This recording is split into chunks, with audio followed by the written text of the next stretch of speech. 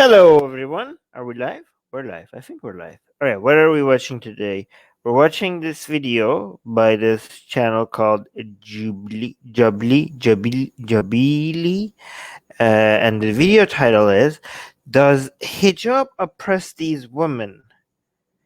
And the video has gotten close to 900,000 views. That's wow. All right. Amazing. Close to 1 million views. So this should be interesting. How's my audio? Okay, so I saying audio is good. Let me see, who do we have here? Andy is here, Bish is here, Bob is here, I Heart Islam is here. Um Music guy is here. Did I miss anyone? Oh, Pyro. Hey Pyro. By the way, guys, this me doing live stream at this time just shows how much we are trying to make sure that our European followers get sometimes a time that works with them as well, right? Because this is not ideal. This is not an ideal time, um, and we don't get as many views when we do go live at this time. But I really feel bad for our European followers sometimes, so that's why I go live. Just be grateful, okay? Just be grateful. All right. Oh, yay! Katie is here. Cool, cool, cool, cool. Oh, Daily Doodle is here. I heart Islam saying hijab does not oppress women. In fact, it empowers them. I don't know if this is is this a satirical account or is this like real? I assume that you were like joking, so I can't tell. If you're joking, I can't tell. I'm sorry. Cool, cool, cool. Yay. Oh yeah. Okay, cool. Um. Oh, okay, yeah, you are joking. It's this is the I am gay account. Okay. Yeah. All right. I wish there was like a serious Muslim here that could refute us right now, but we'll see. All right, let's watch this video. When I start playing it, let me know if you have audio. Everyone in this video was tested for the COVID. Okay, cool. Stay safe and thanks. Whoa, that was like abrupt. Okay. Choosing to dress the way I dress, and that does not hurt anyone else, I don't think I'm gonna go to hell for it. Wow, I have so much to say already. I have so much to say already. Okay, so utilitarianism instead of Islam. Okay. I have to be very careful moving forward this. Guys, there's so many ways I could go forward with this, right?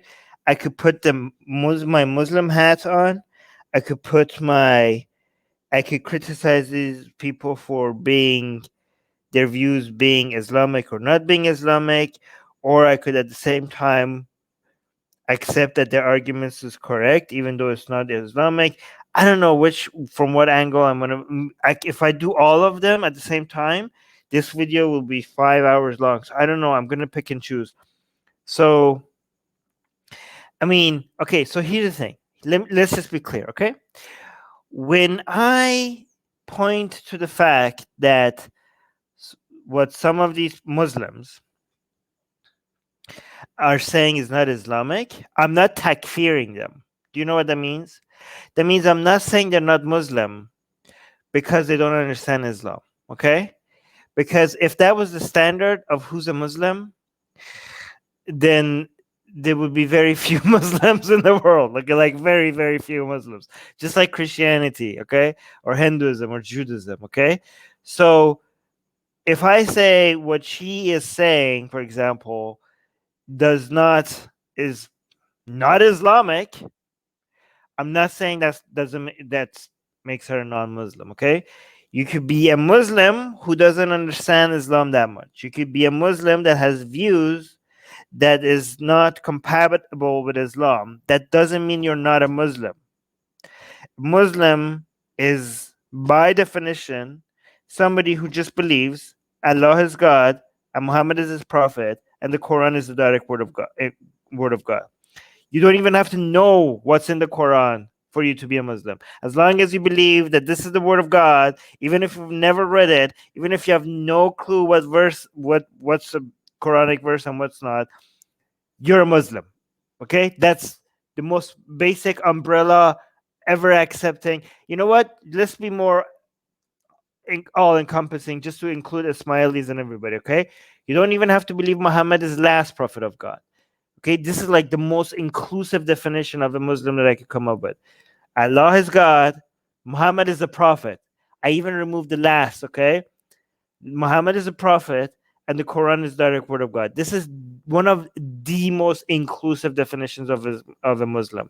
Doesn't mean that you have to know what's Islamic and what's not Islamic. Okay, this includes Ismailis, Shia, Sunnis, so many people. It even includes Baha'is. Okay, so this is a very inclusive definition. So please, please, please, if I say what she's saying is not Islamic, do not think I'm saying that she's not a Muslim. Okay. Yes, I'm not doing the No True Scotsman, right? I'm doing the opposite of No True Scotsman. I'm saying what she's saying is not Islamic, and she's still a Muslim, right? I'm not doing the No True Scotsman. You guys get that, right? Put every hat on, Armin. Yeah, that put every hat on. It will be like it will take forever. Oh yes, Goddess Katie is now, yes, we're not God. By the way, given that Katie has taken the title goddess, that means that we do not tolerate any other goddesses here. Only Katie is a goddess. Within the realm of Atheist Republic. Okay, as much as we like the Hindu goddesses, like Goddess Kali and all, like they are not part of our republic. Like this is like we welcome them. They could come for a visit, but they're not citizens and all. Okay, cool. All true Scotsmen? Not all. No, again, there is a limitation. Okay, there needs to be a definition for the word Muslim to make any sense. It cannot be like no borders, right? So it's not like everybody is Muslim. Okay. Yes, we understand, Daddy. Okay, goodbye. All right, let's continue. I dress, and that does not hurt anyone else, I don't think I'm going to go to hell for it. So she thinks that if she doesn't wear the hijab, as long as it's not hurting anybody, she's not going to go to hell for it. She's right. She's correct, and she's incorrect. She's correct for two reasons, right? If she okay, see, if by saying she's not going to go to hell for it, she's mean that it's not wrong, then as a utilitarian, I agree with her. If you're doing something that doesn't hurt anybody, you're not doing anything wrong. Okay. So she's correct. And then the second part is that I'm not going to go to hell for it. She's correct, because nobody is ever going to go to hell for any reason, because there's no hell. So she's correct about that as well. But she's also incorrect. So she's correct in two ways. She's incorrect in one way is because what she's actually saying is she thinks that according to Islam, she's not going to go to hell for it. I mean, yeah, that's incorrect.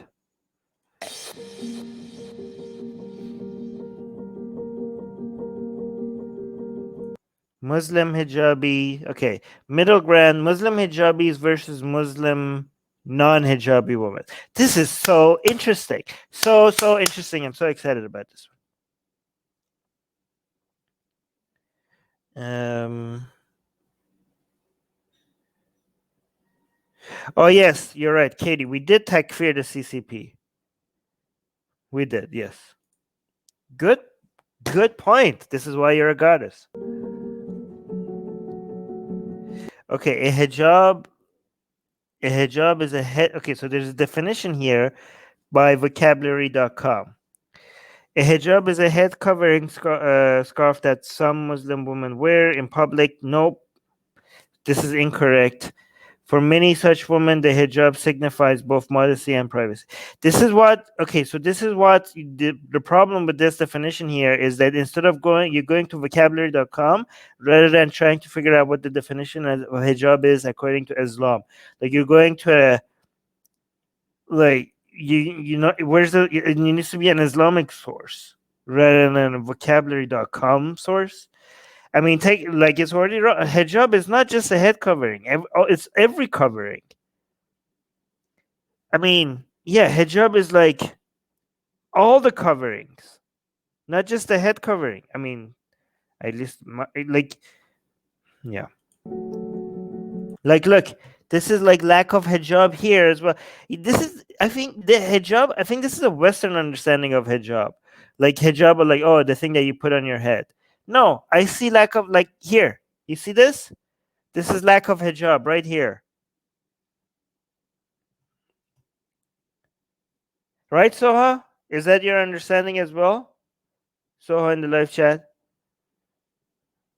Saint Soha. Aw. I mean, I don't think so, but that's not sweet of you to say. What are these sheeps for? Are we being accused of being sheeps right now?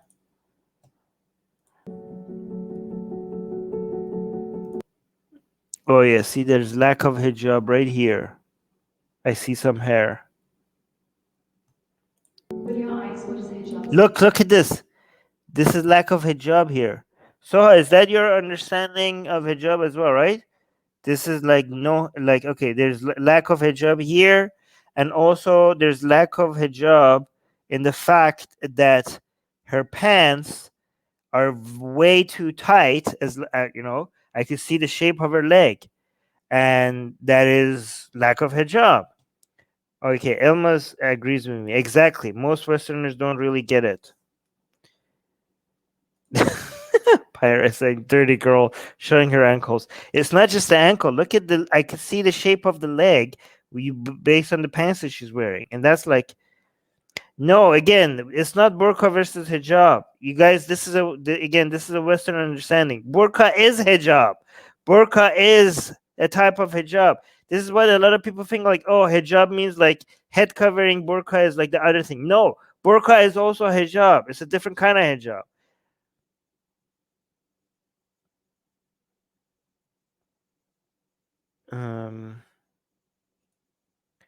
Goddess is saying, "Oh yeah, it's a layman understanding of hijab. Many people around me think the moderate version of burqa is hijab, while my understanding is that it's just a concept of covering." Yes, exactly. Yeah, that is not proper hijab. Exactly. So how does it understand it as well?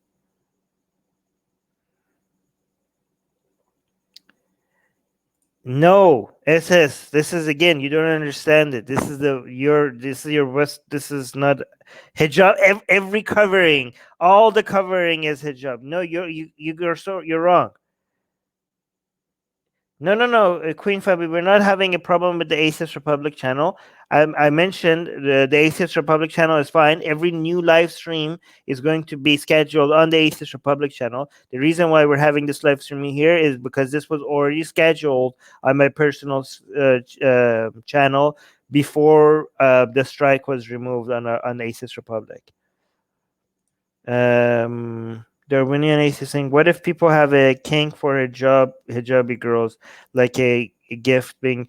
Yeah, I have that. Certain types of hijab, not all of them. So, yeah, I mean, if you want to think about the spirit of the law when it comes to hijab, okay, that's a different discussion. But guys, we're getting off track.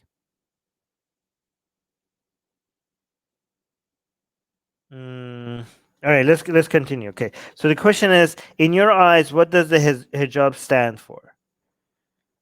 See, this is already a wrong question. Okay, if I was like a Muslim conservative, again, see, even I was tempted to say a true Muslim. I shouldn't say true Muslim. All of these people are true Muslims.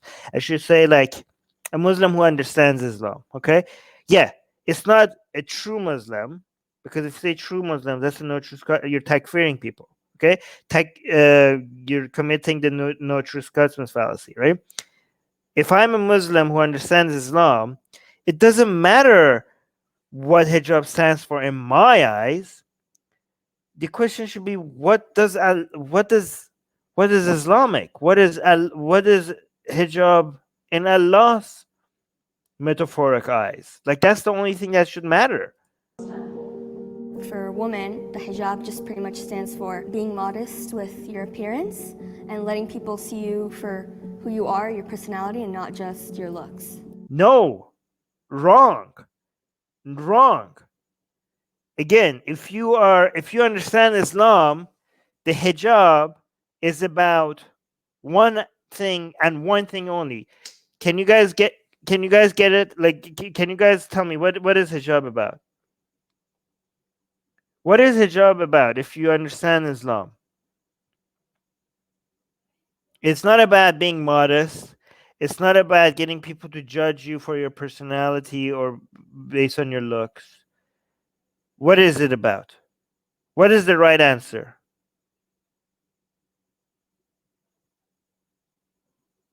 Any of you gets it or not? I'm gonna see if any of you understands the actual what hijab is about. Okay, there's two. Like, as a Muslim, how would you answer? As a Muslim that understands Islam, don't answer as a non-Muslim who wants to see the pragmatic reasoning behind the meme of Islam working and what actually hijab came from and what it actually is meant to do. Not any of that. As a Muslim who understands Islam, what will be the correct answer? Let me see. You guys answering. Omar was horny. God damn it. You got not to make men horny. Nope. So male cannot see her. Nope. You're answering as non-Muslims. Answer as a Muslim. What? There we go, Bulbul. Yes, Bulbul. Yes. It's about following Allah's command.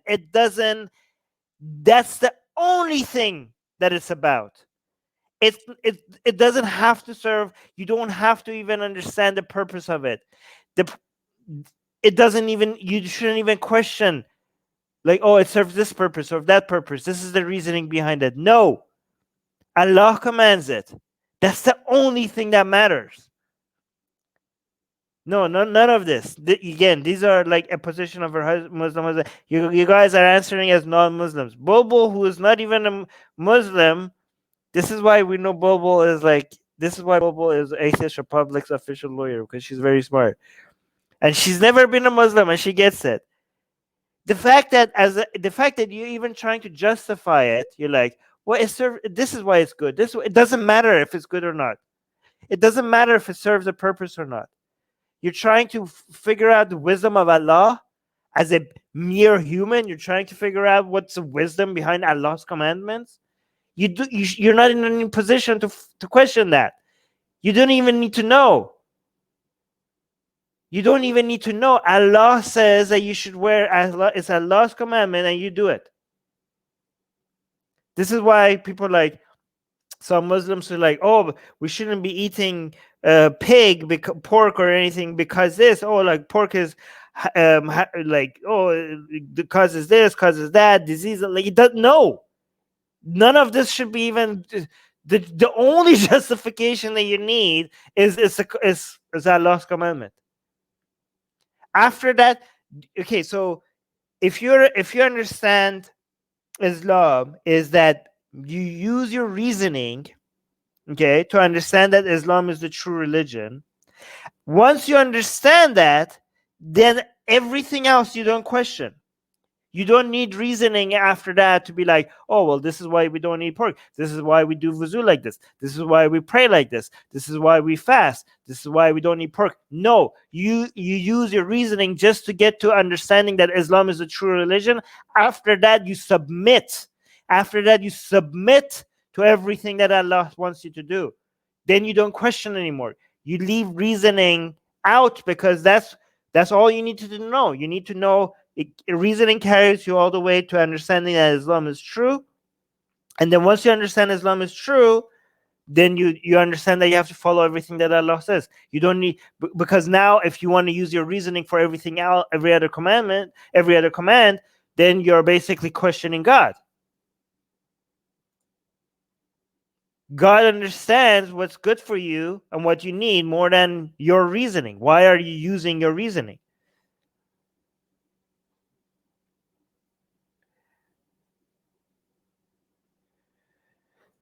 I don't agree. The Quran says the reason for hijab, not just No, it doesn't. The Quran doesn't even mention no. That mostly comes from the hijabs. The specifics of hijab mostly comes from the hadith.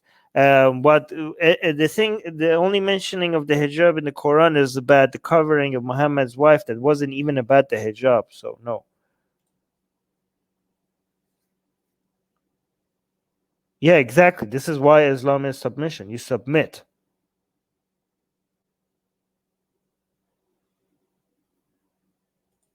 No, that's not true. Questioning Islam is heresy that is actually punished by death. Nope, that's not true. What are you guys talking about?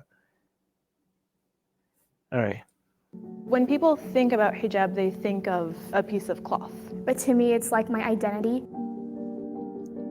I just haven't worn it yet because I don't think I've found a connection with it. I took off my hijab probably almost a year ago. When I decided to take it off, I kind of escaped from the Muslim community a little bit. Some of us, our upbringings, our mosques made us have difficult relationships with hijab. That's something that I had. I do think that there are certain groups that wear the hijab that think that if you don't wear it, that you don't connect with Islam. A lot of hijabis would pick on people who are not hijabis. They think that we're lesser than, or we're not as religious, or we're not praying 5 times a day. Like, no, we're doing that too. Can we be equal? No, you can't be equal because you're not being as pious. Not according to Islam. Not judge so much. Queen is like everyone be subs. Yeah, Islam doesn't have any room for doms. That's Afshin is saying Islam is peace, you Islamophobes. Oh, here. Burqa is actually from the Arabic word barak, which is the piece that covers the face. So basically, burqa is hijab with covering the face. Yeah, hijab. Burqa is the type of borok. I don't know. You need to put the harakat on that thing for me to be able to read that. Barak, borok, barak. But yeah, burqa is just a type of hijab. All right, so let's focus on this video. All right, we brought Muslim hijabis and Muslim non-hijabis women together to spark a dialogue about their religion, culture, and choices.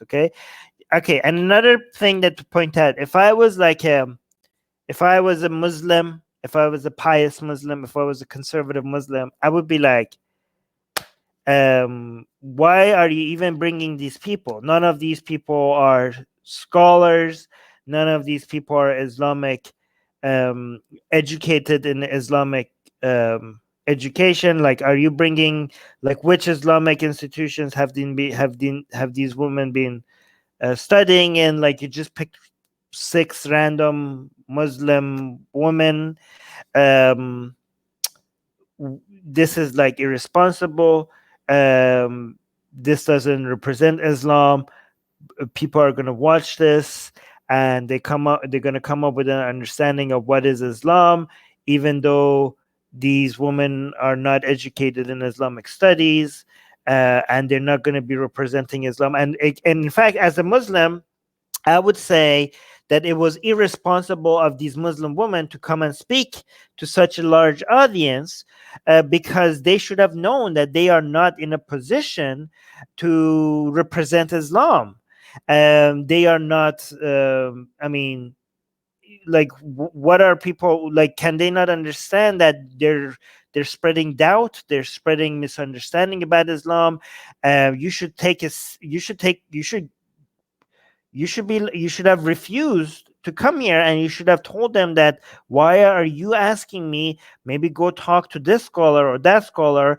I am not qualified to represent Islam. And the fact that these women said yes to this YouTube channel is very irresponsible. Like, they are spreading misinformation. Like, even if they have a good intentions, they should have been like, maybe ask somebody more informed. Like, yeah, so Again, so this is what I would say as a Muslim. I am as a conservative Muslim. Okay, I'm putting my conservative Muslim hat on today.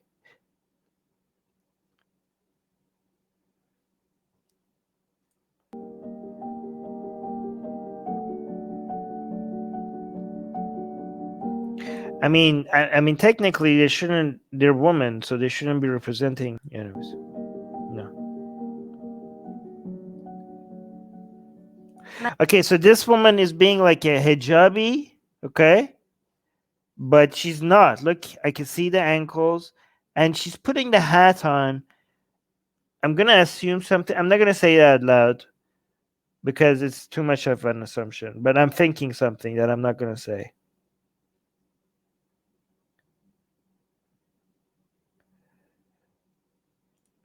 Bish is saying, "What the f, Armin? Why are you not wearing hijab? Now I'm gonna go to hell because I saw you uncovered. You effing beautiful moron." Yeah, I mean, that's true. I do have that impact on people. Look at the comments also at the end. Oh, okay, good idea, good idea. My name is Fatima. I Fatima! am a student at UCLA studying anthropology and film. I'm Sha'am. I'm also a student at UCLA, but I'm studying international development. My name is Jenna, and I also am a pre-med biology student, and I work in a medical field too. So they're all students. None of their education is in Islamic studies. Okay. So again, as a conservative Muslim, I would be like doing face palms right now. I would be like, why do you feel like you're qualified to come and to spread this much information about Islam to this many people if you're not. Again, I'm not saying that as Armin, okay? I'm saying this as a conservative Muslim. That's what I would say, okay? Sabah or Saba, depends on how you want to say it. I'm a senior in high school. I'm Lean, and I'm a business analyst for a healthcare company. So not Islamic studies. I'm Marwa or Marwa, and I do a lot of Marwa. journalism and fundraising and. Wait, what? Company. I'm Marwa or Marwa, and I do a lot of journalism and fundraising and really random things on social media. Okay, so how did they find these people? Like, did you just pick the like what was the criteria for picking these people to come and represent them? Guys, if you want me to read something, tag Armin Navabi so I can see. I want you to step forward and take a seat if you agree. So the first prompt is, a hijabi woman is a better Muslim. A hijabi woman is a better Muslim. I mean, isn't that the only criteria in Islam on who's better? Like everything else, nothing else matters other than how pious somebody is. What's the word in Arabic for this? So help me out here. There's an Arabic word. That's the only metric where makes somebody superior than the other. Like, I mean, technically all Muslims are superior to non-Muslims according to Islam, but among Muslims, there is one, there's only one criteria. It's not your wealth, it's not your race, it's not your gender, it's nothing other than that one word. What is that? It's piety. What's piety in Arabic? There's a word. No. What is that word? I know, like, not iman. I mean, it's your iman is faith. Yeah. I think it's this one. Yeah. I think it's this one. Isn't there a hadith that this is the only metric? I forgot my Islamic studies.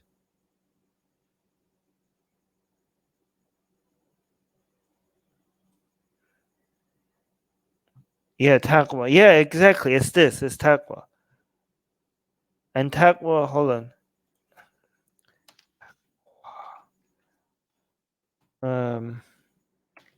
Taqwa. If you look at taqwa, Wikipedia.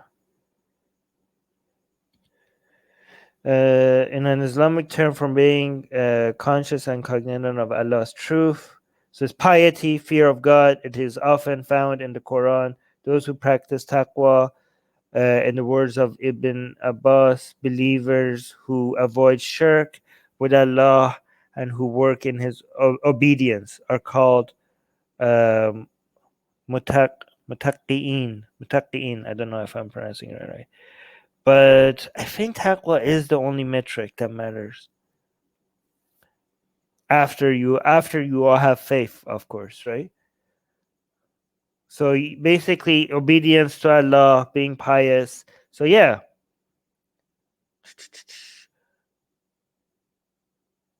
The Arabic word taqwa means forbearance, fear and abstinence.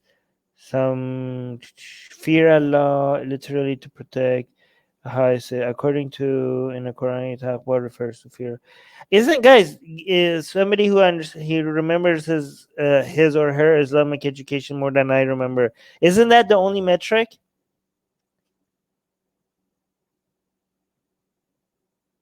Yeah, I think that's the only metric.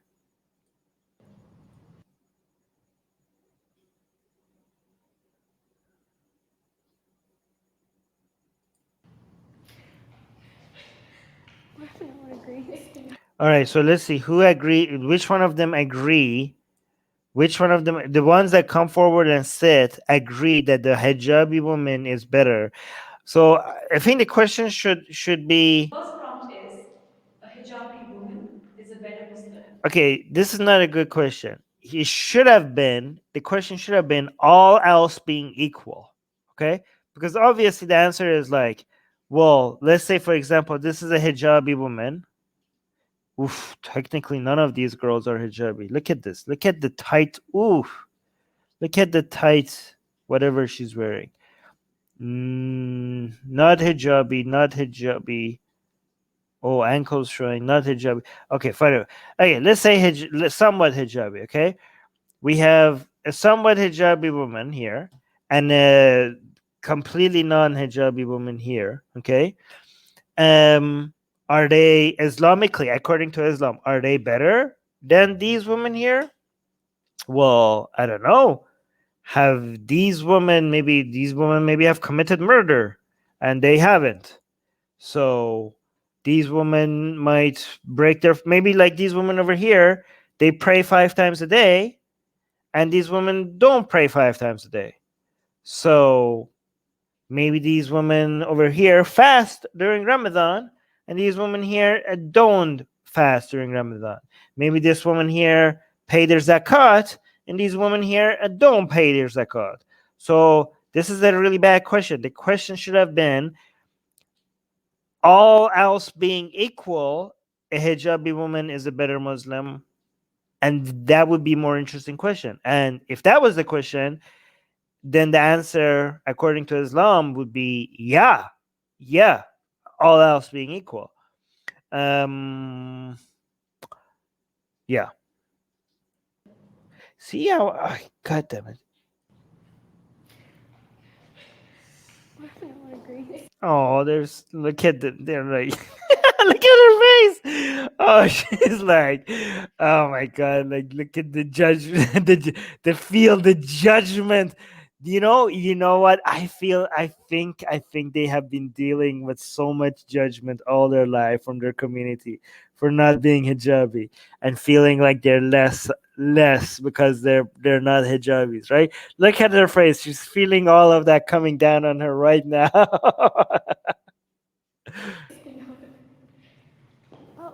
Okay, these women, I'm guessing they do think a hijabi Muslim is better. That's why they're wearing hijab. But I don't think they're going to come sit here because they're going to do it in front of them. Okay, so yeah, I should have guessed this before playing because I should have guessed that if anybody comes and sits here to say like hijabi women are better, it's going to be one of the non-hijabis, not one of the hijabis, because the hijabis coming and sitting here is basically a big FU to all 3 of them here, right? So even if they think it, I don't think they're going to be comfortable coming and sitting here and saying, yeah, I'm better than you. So I think the only way somebody's going to come sit here is somebody is being humble and be like, okay, I'm not wearing the hijab, but I think the ones that are wearing the hijab are better. I should have predicted. I would have gotten so much cred if I predicted that before it happened. I'm shocked. Why are you yelling at me? Okay, Sale, I'm going to read your comment, but stop yelling at me. Sale is saying, just pay attention to body language, like how insecure you mean they are because they don't got hijab. Yeah, I don't believe in body language reading yet that much. I think people exaggerate how much you can tell, but I still use it, but it's fine. I'm sitting here. When we read the Quran, we get our own interpretations of it. Oh yeah, the creator of the whole universe sent you a message in clear Arabic, as it says itself, for you to be able to put your own spin on it. Sure. But it does say that in there to only show. Okay, let's see what this verse is. And say to the believing woman that they should lower their gaze and guard their private parts, that they should not display their beauty and ornaments except what must ordinarily appear thereof, that they should draw their khimar, over their breasts and not display their beauty, and that they should not strike their feet in order to draw attention to their hidden ornaments. Okay, this is technically not as specific as what hijab actually ended up being. You get the hijab the way that is supposed to be practiced from the hadith. Like, look at this. None of this mentions anything about the hijab the way we understand it now. Agree? Soha, do you agree with this?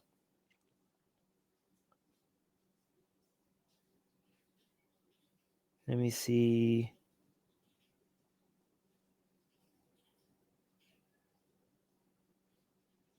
Where's our Soha? Your hands, face, and feet. If God See, like hands, face, and feet. Yeah, and so that's not what the way we understand the hijab. That comes from hadith. here. When we read the Quran, we get our own interpretations of it. But it does say that in there to only show your hands, face, and feet. If God says it. Wait, does it say that it only show your hands, face, and feet? That there should not display their beauty and ornaments appear there. I think she's talking about the hadith. It says their breast, their beauty. Yeah, I don't think, guys. I remember the Quran not being very specific about this. Am I misremembering this? Where is she getting that the Quran? Where is she getting this? Where is she getting the Quran says that you should only show your Yeah, you guys are right. Yeah, it's from the hadith. It's not from the Quran. She's wrong about that. She doesn't even know. She doesn't even know that it doesn't come from the Quran. I'm right. Let me know if yeah, there you go. So the Quran was not specific about that. That was the hadith. Yes, okay. So she says this is in the Quran. It's not. You're looking it up? Okay. Then I definitely think that is better. But I don't think the behavior of acting like you're better than someone, that I don't see that's right. Can I have the disagreeers come forward? Can I have the disagreeers come forward? Okay, everybody else. So she's the only one that thinks that the hijab is better. I actually have. Okay, guys, don't be too judgmental. Look at this. You guys are saying these type of Muslims are living in denial. They literally cherry picking and interpreting the Quran that's suiting to their lifestyle. Yeah, but I agree with that, and we're pointing it out here. But as opposed to what? Everybody is like that. Do you think the Christians understand Christianity? Do you think most Hindus understand Hinduism? Do you think most Jewish people understand, the Torah?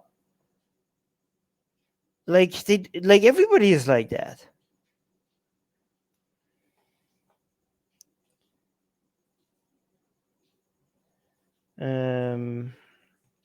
They be brainwashed victims, yo. So much to say about this. Go for it. Start. Okay, I think a lot of people think that it's like a point system. Oh yes, hijab ding, like next level. And I don't think God is like, this person wears the hijab, you're good to go, versus this person doesn't, so you're out. I think. Okay, oh my God, what do I say? Where do I start? Okay, first of all, it is a point system. It's literally a point system, okay? It's called, there's sins and then there's sawab. You get brownie points for doing good things, and you get minus points for doing bad things. It's literally a point system. You have angels recording all your good deeds and your bad deeds. So you're saying like it's not a point system. It is like it's exactly a point system. What are you talking about? But she's also saying that as if like, oh, you're not wearing the hijab, then you're out. Well, no, you're not out. If you sin, like by showing your hair, and more importantly, by showing your chest, holy crap, this is way worse than the hair. Look at this. Look at this. This is, people are like, oh my God, you're a Muslim, but you're showing your hair. Forget the hair. This is like a lot worse. Okay? Islamically. But she's like, I don't think it's like, oh, you're not wearing the hijab, you're out. No, you're not out, but you get some minus points. You get some years in hell. You're not out. You're still a Muslim. You just get a couple of thousand years in hell.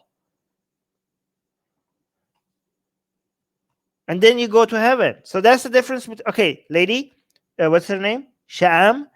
That the difference between you and me is that when I die, I go to hell as an ex-Muslim, and I stay in hell forever and ever and ever because I'm an ex-Muslim. I'm not even a Muslim.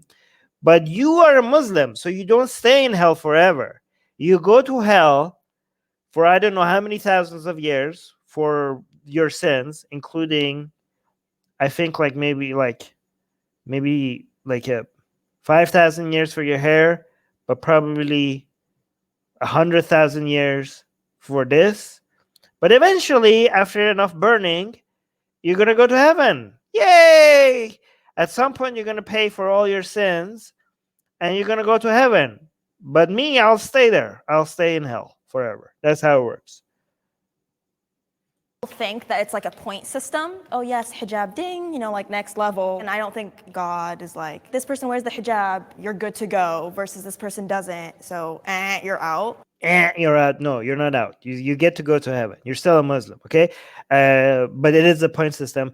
And also, what is this like? I don't think God is like this. Like, lady, who are you to decide? Like, the God's, you're speaking on behalf of God now? Like, I don't think God this, God that. This is so un-Islamic. This is like worse than shirk. This is like this is not like just finding a partner with God. This is like you speaking on behalf of God. Like, this is like extra shirk. Like, God sent you a book, and then he also sent a prophet to tell you what's what. So it doesn't work like that. It doesn't work like, it's not like, oh, I don't think God this and that. Like, yeah, your opinion is irrelevant. Your opinion on what God should be like and what's right for you don't decide what's right for God. You have to decide what's right based on what God tells you. This is what these people don't understand. Again, no hating, okay? No hating on any of these people. I'm just telling you what they don't understand, but I completely understand that most people don't have Islamic studies. But it's not like what I think is right, and therefore God must think that also. That's not how any religion works. It's the other way around. God says this, that's why this is right. Your moral compass again, so let me be nicer to these people, okay?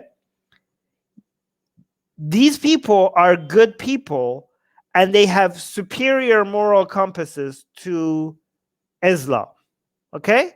So the reason why there is a conflict between what their opinions and Islamic what is Islam, is because they're good people, okay? So don't when these people, when you look at what they're saying, these people is not Islamic, don't use that as an excuse to hate on these people. Understand the reason why there's a conflict between what these people see as what should be Islamic and what Islam actually teaches, is because these people, most people, in fact, the vast majority of Muslims have superior values to Islam. So none of these Islamic values would make sense with them. Like it's not that they're just ignorant, it's that they are good people. And it just doesn't the Islamic value system, it just doesn't sit well with them. So they have to come up with these other alternative. If Armin goes to hell, sugar would be out loud there. That's a good one. I think everything else that you do weighs in. I do know many Yes. hijabis that like do not follow anything else, and I know a lot That's true. Actually, that goes back to what we were saying. hijabis that are the most religious, women that I've ever met. I have a I doubt that, but yeah, I get the point. friend on like Instagram who dresses however she wants to dress, and she could rock it. She has a body for it. Mashallah. But she goes to every Friday prayer, and I'm like, dang, she's a better Muslim than I am. Okay, so yeah, actually, this is actually a good point. She's saying like, there's a woman on Instagram who's a Muslim, and she's like showing off her body, but she goes to every Friday prayer, and and she apparently doesn't. So she's like, oh damn, she's a better Muslim than I am. How many sawab do you get? Yeah, actually, I don't know what the Sunnis teach, but going to the Friday prayer, that's a lot of sawab. That's a lot of brownie points. Okay, so she's missing on all that brownie point by not going to the Friday prayer, and the other lady is going, right? However, that doesn't mean she's not going to go to hell. Okay, so does the sins from you not wearing the hijab cancel your Friday going to the? Okay, so it really depends. How many points do you get for going to the Friday prayer, and how many points you lose for not wearing the hijab? Do they cancel each other out?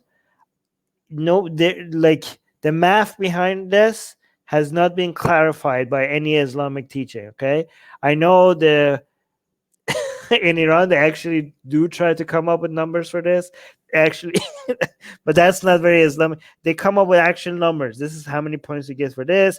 This is like if you pray by yourself. Like they actually have some ridiculous numbers. They're like, if you pray with other Muslims, you get a gazillion times more brownie points than if you're praying by yourself. And they come up with such ridiculous numbers, like, okay, then I could like murder an entire village and then get that all canceled out by going to a Friday prayer. All of the sawab, all of the brownie points from that Friday prayer is going to clear out a whole bunch of other sins. Again, the math, I don't know how the math behind all of this works, but some people, I'm not kidding, some people actually try to figure out the math. Yeah, it's kind of like a social credit. Yeah, exactly. And again, if you're a Sunni watching this and telling me like, well, Armin, that's not Islamic. I know you guys don't believe in the. Yes, you guys are closer to Islam than the Shias and the whatever. Okay, except yeah, and whatever is happening in Iran is not true Islam. Okay. I'm just telling people what's happening there. Okay, don't come at me like, oh well, Armin, this is not true Islamic. Yeah, I know. Okay, yes, there's no hadith. All the math calculations that some of these imams do in Iran, there's no hadith for it, so they're pulling it out of their behind. I know. Sunnis keep coming at me every time I tell a story about how the imams and how the religious teachers do something in Iran, Sunnis come at me and be like, this proves that Armin doesn't understand true Islam because this is not Islamic at all. I know, I'm just telling you a story. And I do find that, like, when it comes to behavior out of the Muslim community, I find that ritual takes precedent over behavior a lot of the times, to the point where, like, Ritual is part of behavior. What are you talking about?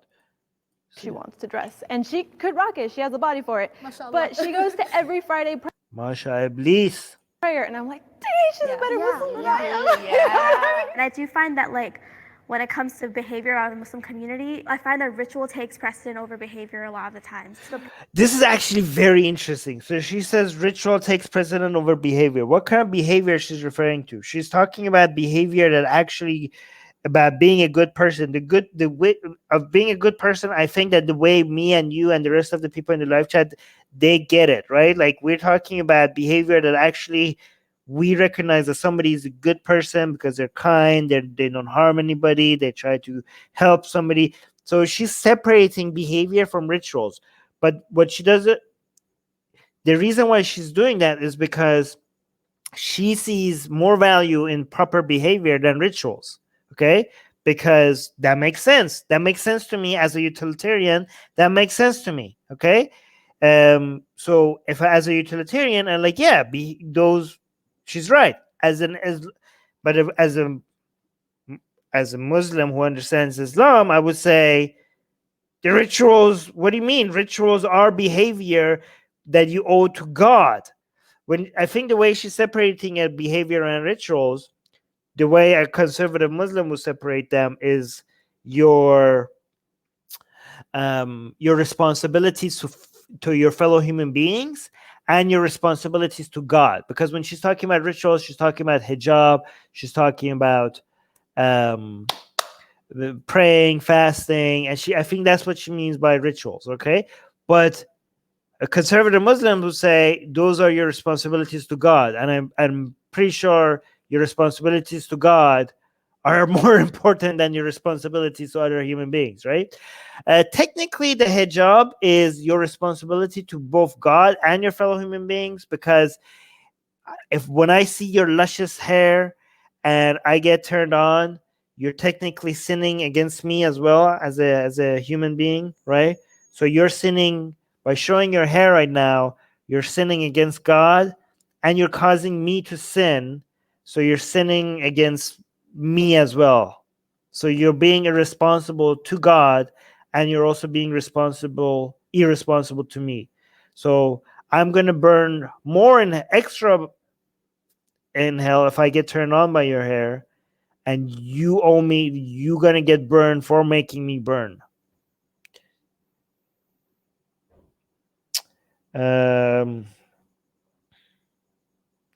Insanity Master saying, God loves you, Armin, God loves you more than your parents, but has his favorites, but most parents don't.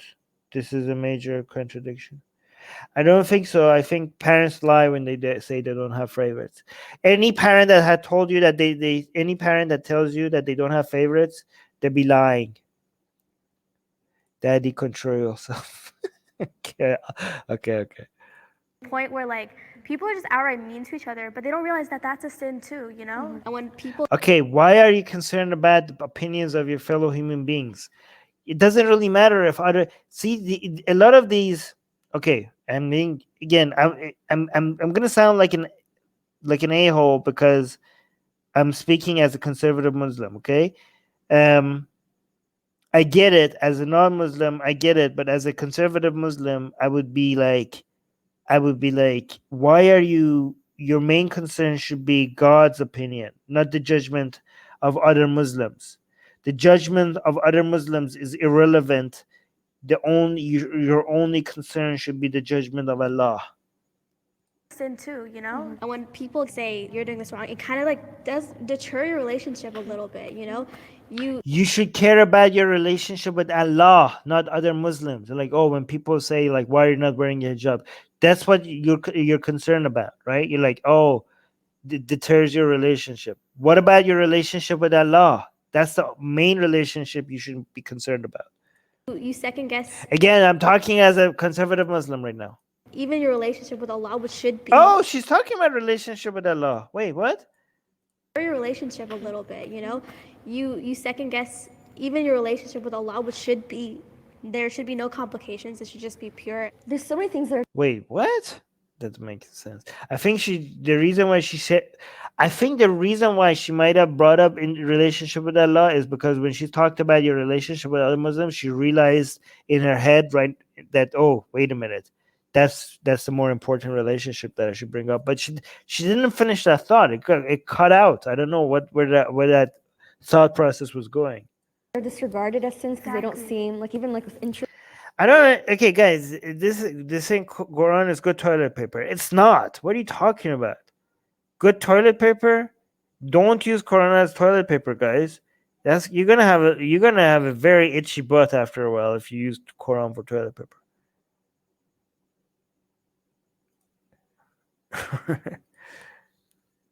Interest or whatever, so like it's technically a sin that people just yeah, overlook. But when it comes to hijab, that's like everyone's main focus. The scrutiny Wait, what? With Allah, which should be there should be no complications. It should just be pure. There's so many things that are disregarded as sins because they don't seem like, even like with interest or whatever, so like it's technically a sin that people just overlook. But when it comes to hijab, that's like everyone's main focus. Well, because if you like, she's saying like interest is a sin in Islam and people don't focus, but hijab, it seems to be everyone's main focus. Well, because you can see it. You can't see, like, if you are getting a mortgage and you're not supposed to be Islamically, nobody can see that unless you tell them. But if you're not wearing hijab, they can see it. But again, you shouldn't care about what other people's main focus is. Allah can see both the fact that you're showing some hair and the fact that you're paying interest or charging interest. I think the sin is actually charging interest. So Allah can see both, and don't worry, Allah has no problem. Allah is all seeing, so He can focus on all of your sins at the same time. Again, you're saying, oh, other Muslims are focusing only on the hijab. Don't worry, all your sins are visible to Allah, and He's going to focus on all of them when He decides to roast you in hell. It's technically a sin that people just overlook. But when it comes to hijab, that's like everyone's main focus. the scrutiny behind it is like insane. See the scrutiny behind it. You guys, again, as Muslims, you shouldn't be worried about the scrutiny of other Muslims. You should be worried about the scrutiny of Allah. Your priorities are not straight, as not Islamic, but that's okay because you're good people. I think the Muslims create chaos around it because they want to feel like they're the right ones doing it the right way. But to Well, they are though. your point, like let's talk about hijab, for example. You don't do that. Do you feel I'm sinning right now. Oh my God, you're extra sinning by knowing that you're sinning. I know that. If you have to say, well, I'm more rebellious. Then why are you sinning? Like, does she not believe in hell? Like, you're like, I'm sinning right now. I know that. Well, you're gonna burn for it. let's talk about hijab, for example. You don't do that. Do you feel I'm sinning right now. I know that. If you have to say, I mean, like, are you not like, if you know, do you believe in hell? Are you not concerned? well, I'm more rebellious. You know you're doing something wrong, and that's Shaitan trying to get you to normalize it. A lot of sins that we See, like, this is these people are being they're more like they're thinking about dunya instead of akhirat. Okay, they're thinking about the consequences of not wearing the hijab in this life rather than next life, right? They're like, I'm sinning, I know it, but they like, and the people tell me this and that, like, they're thinking the punishment of not wearing the hijab, they're thinking about it in terms of other people criticizing them for them not being good Muslims. But the main thing that they should be worried about, if they actually believed in Islam, is the hellfire. Like, look at this. Listen. doing it Yeah. the right way. But to your point, like if we're talking, let's talk about hijab, for example. You don't do that. Do you feel Yeah, like I'm sinning right now. I know that. If you have to say, well, I'm more rebellious, you know you're doing something wrong. And that's shaitan trying to get you to normalize Shaitan means the devil, by the way. it. A lot of sins that we're doing, we're being normalized. We're in America. This is the most sinful country probably ever. Oof. Oh my God. The most sinful country probably ever. She's like, it's being, well, I am sinning, but I live in the United States and it's the most sinful country. So that is she justifying it? Because I'm pretty sure Allah is not going to accept that as an excuse. Yeah, shaitan is Satan. Yeah, actually, that's a better translation because it sounds the same.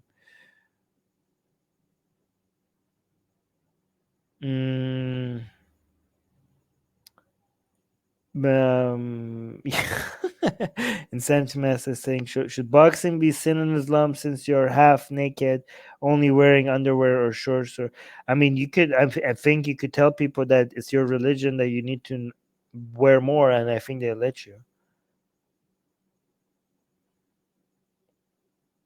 Normalized. We're in America. This is the most sinful country probably ever. I so disagree with you about something. I disagree about making excuses. Ooh, disagreements, fun. I'm not saying that this thing is okay and like in America it's all right. Actually, God didn't say it. No, but I am saying I don't think I'm gonna go to hell for it. Okay, so is it a sin or is it not a sin? If it's a sin, that's what do you think happens to people who sin? I am saying I'm aware that I'm acting like this, but I just don't think of God as a punisher because I think that affects my relationship with him. I think of him as a very like loving, kind of like, don't do this because I want to protect you. You don't think as God as a punisher? You don't think of God as a punisher? Have you not read the Quran? That's the major theme in the Quran. That's the major theme in the Quran, is God telling you how he's going to punish you over and over and over again. There are more verses about God punishing you than anything. That's the most reoccurring theme in the Quran. It's about God. Oh my God, the wrath of God. And right after, about how loving he is. Yeah, I don't know. Sometimes I feel like whoever wrote the Quran was trolling, because every time God tells you how he's going to punish you and how much wrath he has for you, he's going to be like, oh, and he's the most merciful, by the way. Just a reminder. Like, what the hell? I don't see God as a punisher. Maybe if you read his book, he will tell you how he wants you to see him. He wants you to see him as the most kind, as the most merciful, who punishes the crap out of people. Like, that's how he wants you to see him. That's his messaging. Read his book. It's in there. You don't get to decide how you see God. God is telling you. God has sent you a direct book. It's verbatim word of God. It's in a book, and he's telling you how he wants you to see him. And a punisher is high up the list.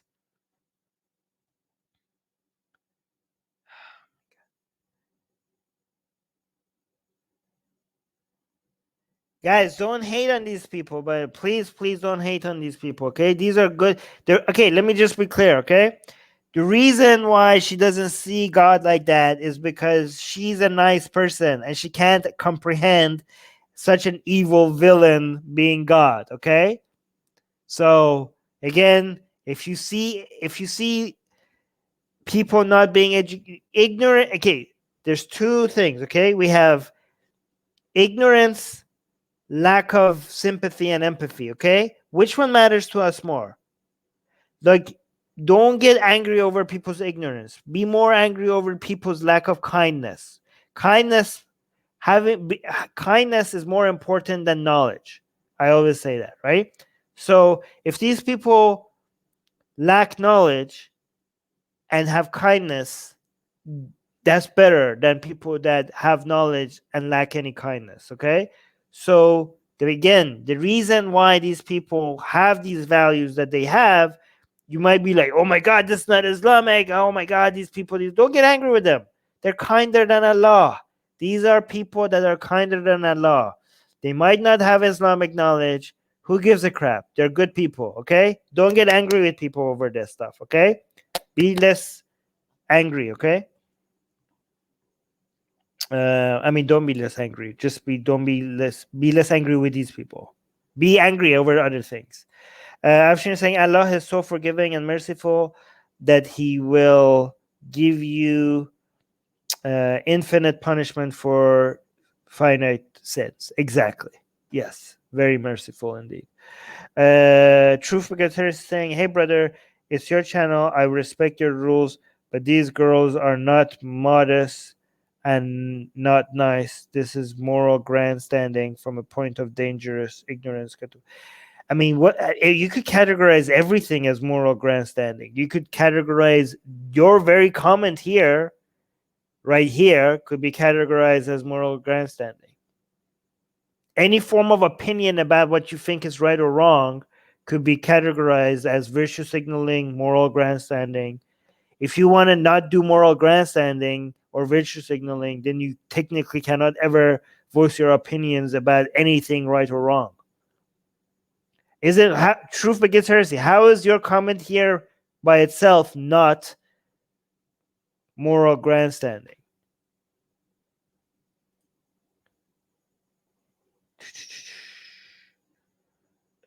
Every religion is sadist reincarnation. Okay, guys, well, let's focus on this topic. I'm gonna have to pee soon, so I might have to go and then be right back, okay? If it gets too bad. Affects my relationship with him. I think of him as a very like loving, kind of like, don't do this because I want to protect you. Protect you from what? From hellfire that he created himself, that he's gonna put you there for burning for thousands of years? He's gonna be the source of the most amount of misery and pain that you're gonna experience ever is going to be from that Allah. Unimaginable pain, years of screaming in agony, years of torture for not wearing the hijab is going to come from Allah after you die. Protect you from what? Who's going to protect you from Allah? Nobody can protect you from Allah. But I get why you have the temptation to do it. So do you think people are going? Oh, God is going to I get the temptation. Yeah, I get why you have the temptation to do it. You know why he gets why you have the temptation? Because he put it there. He put the temptation there. It's a test. It's a test, lady. Just because you have the temptation, that doesn't mean you could use it as an excuse.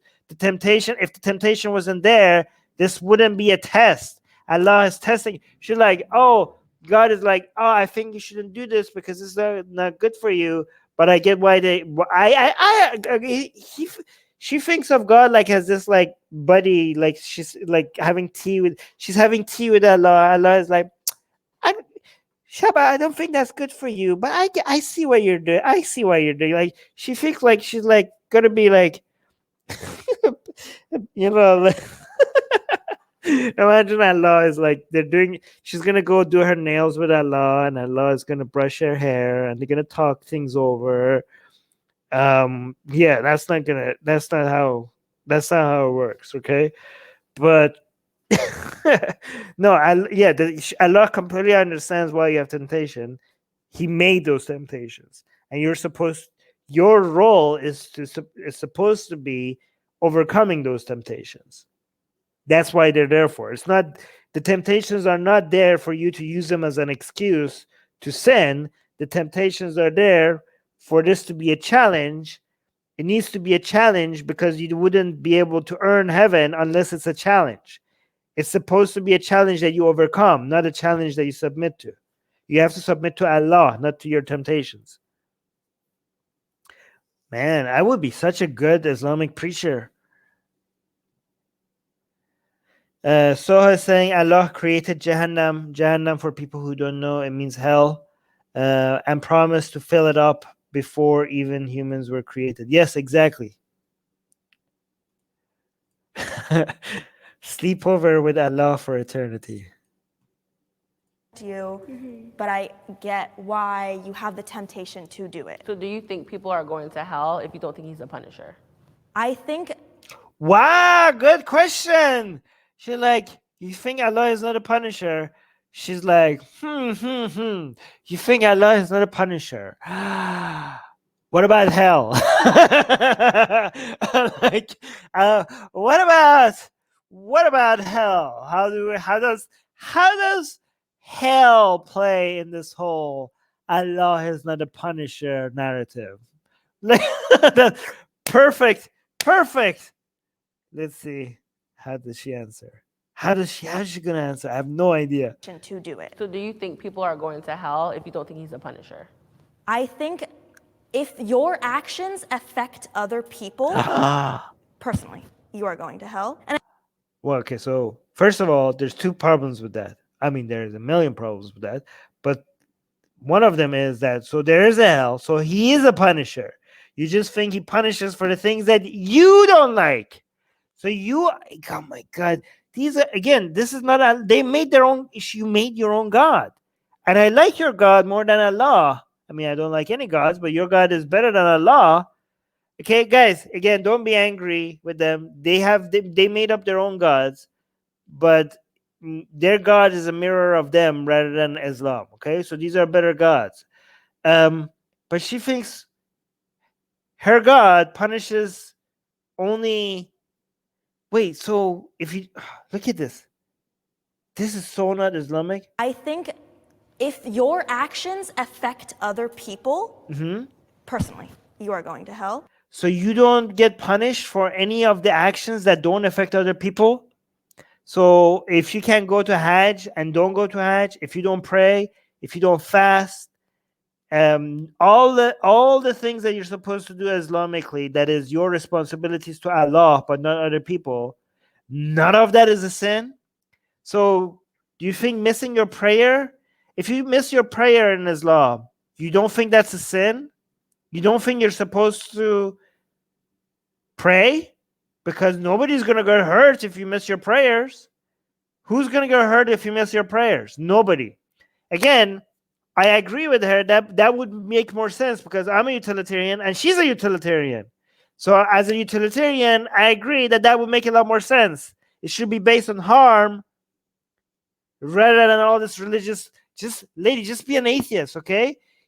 Everything you're saying makes more sense. Everything you say makes sense if you're an atheist, okay? None of this makes sense if you will. Why do you even need religion if that's how you think? You don't need religion. You're like, hey, what's your moral philosophy? Harm reduction. Guess what? That's my moral philosophy as well. Harm reduction. Okay? And it will be consistent with your ideology if you become an atheist. You don't need religion. You don't need to have an Islamic, there will be no contradiction. If your moral philosophy is based on harm reduction, there will be no contradiction if you're not a Muslim anymore. Just join us. One of us. Everybody in live chat. One of us. She could be one of us.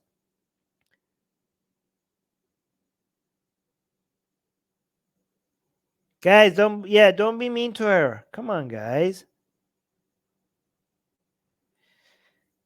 Every God is a mirror of the man that created him. That is why he is so interested in human affairs, I feel like that you're quoting somebody without crediting them. Is that which no conscious being with omnipotence would do that? Yeah. Yes, one of us.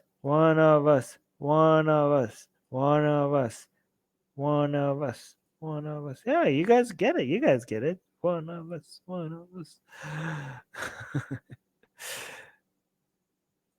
And I know this can be nitpicked because like a man can look at you. I understand that, but if I'm choosing to dress the way I dress and that technically like does not hurt anyone else, it's just my personal choice, I don't think you're going to hell. I think it's such a personal. Well, I mean, it is hurting me because if I get turned on, then I'm going to go to hell for getting turned on, and you're technically hurting me. Relationship between me and God, Allah, that kind of thing. It frustrates me when people get involved because I'm like, it's none of your business. Right. Well, it is their business. It's Amr bil Ma'ruf and Nahy anil Munkar. It's Islamically their business. It should be their business. Islamically. Like she's like, when other people get involved with my relationship with Allah, I'm thinking it's none of your business. Well, first of all, they're trying to make you stop sinning and save your soul. Like, first of all, this. Second of all, this morally, I think it makes sense for them to make it their business, right? If you're gonna go to hell for sinning, and as a Muslim, if I know that and I don't do anything to try to help you save you from hell, then that is irresponsible of me, right?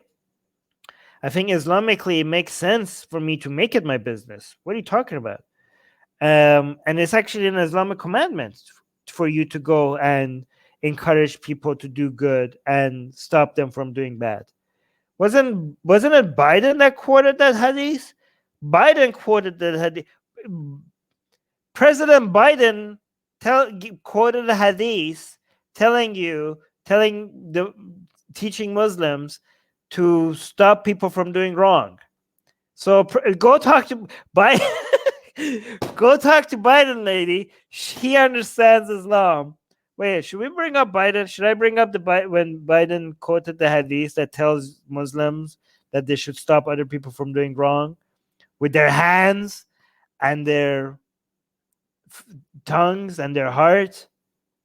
So yeah, it's according to Islam, it is every Muslim's business. It's every Muslim's business. It's a commandment for them to stop you from doing, from sinning, for your own good. You guys know which quote you guys know Biden quoted that hadith, right? No, I'm gonna keep pausing. I have commentary. I'm sorry. If you think I'm pausing too much, then go watch this by yourself, and you could watch it from beginning to end without my commentary. Let me do me, you know? Look at those boots. I have not worn a hijab. I do think it's like a very loud image of Islam. I think it's a very clear representation of it. It can be terrifying because it's like you're a walking symbol at all times. But I also think it's a very clear symbol of strength. I think it takes a lot of strength to wear it. I don't know if I personally have that strength as of. Why does it take a lot of strength to wear it? It takes a lot of strength not to wear it. It takes a lot of strength knowing that you're going to burn in hell for it and then decide not to wear it. That takes a lot more strength. Wait, why does it take a lot of strength to wear the hijab? I don't get it. Right now. All right. This is a new question. This is my I'm going to go pee, and if you're all, you guys know that it doesn't take me long, okay? It takes me like, hold on, let me bring up the banner that says Armin will be right back. Hold on, where is it? There you go. I'll be right back. Very fast. Don't go anywhere. It's going to be very fast, I promise.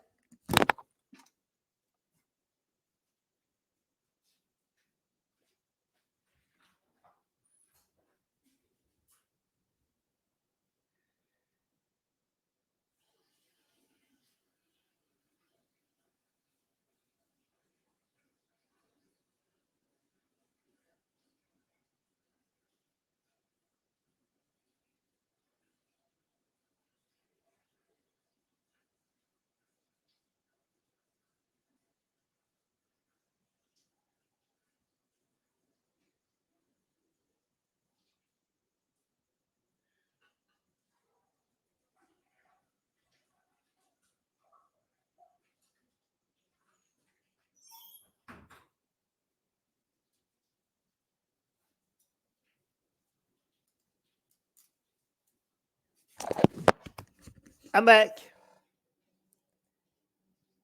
Wow, you guys said a whole bunch of things. Okay.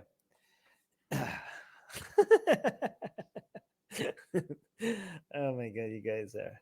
That was fast. All right, cool. All right. So what's the next question? Oh my god, I knew somebody's gonna ask that. Yes.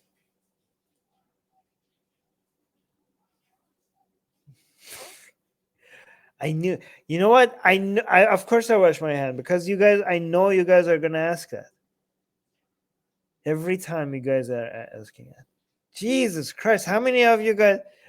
How many times? Every time. Every time. The hijab was created to protect women. The hijab was created to protect women. Okay. The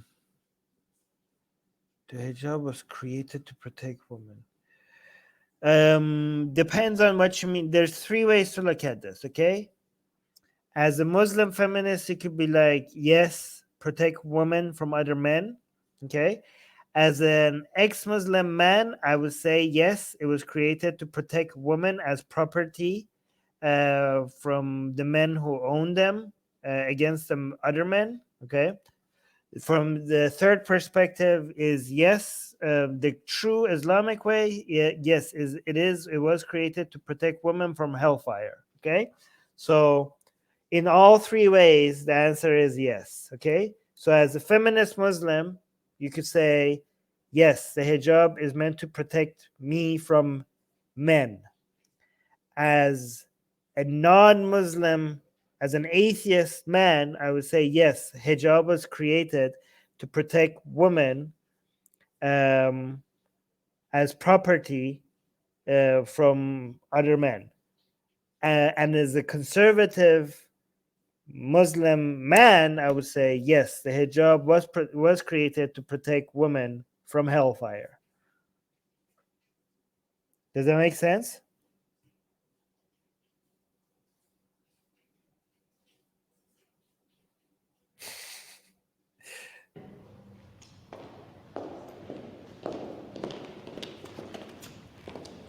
That's what it said in the Quran. It said, Oh, they're all sitting.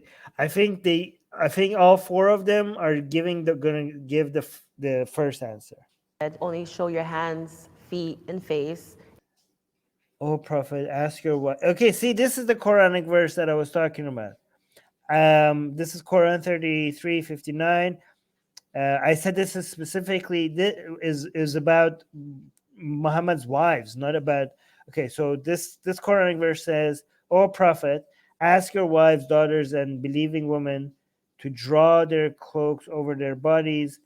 In this way, it is more likely that they will be recognized as virtuous and not be harassed." What are you talking about? Hold on.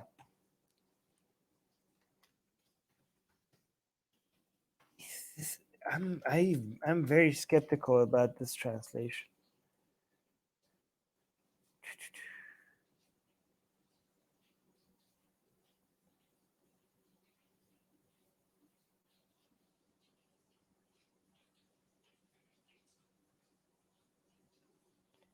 Hold on, let's see.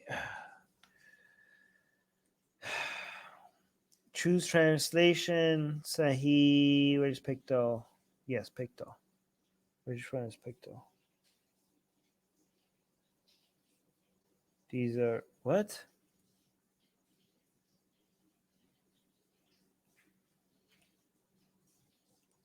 There we go. O Prophet, tell thy wives and thy daughters and the women of the believers to draw their cloaks close round them when they go abroad. That will be better so they may be recognized and not annoyed. Allah is ever forgiving. Okay, what is this translation? Over their bodies in the way.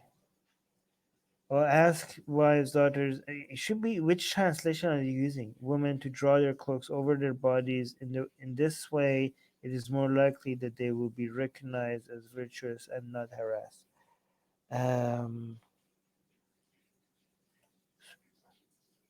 That will be better so that they may be recognized as not annoyed. Recognize and not annoyed.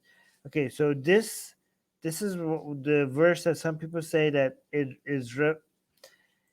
it's meant to separate them from the slaves. That's what some people justification are. But let me see.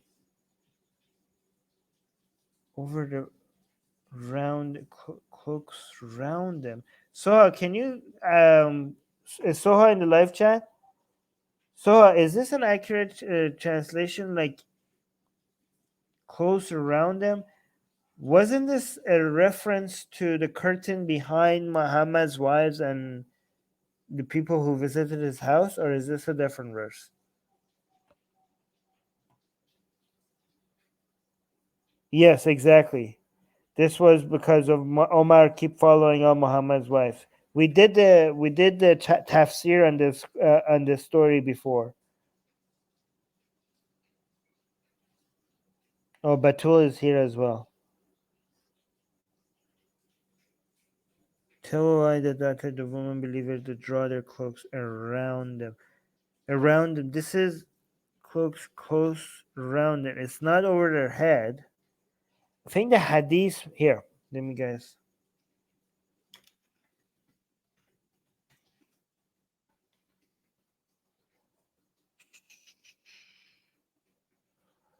Let me see. Let me see. Let me see.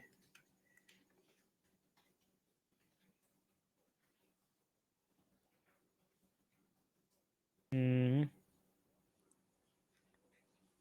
Narrated by.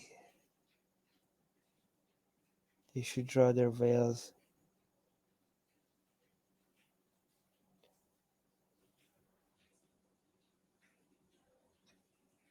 Nope, not that one. All right, let me see Soha.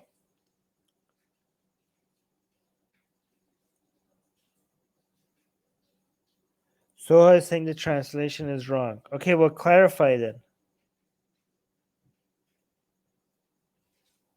I remember this is not being as specific as hijab. It's the Ali. Okay, Soha, can you clarify? We have Arabic speakers in the live chat. Because I remember the actual like literal translations of the Quranic verses was not this specific.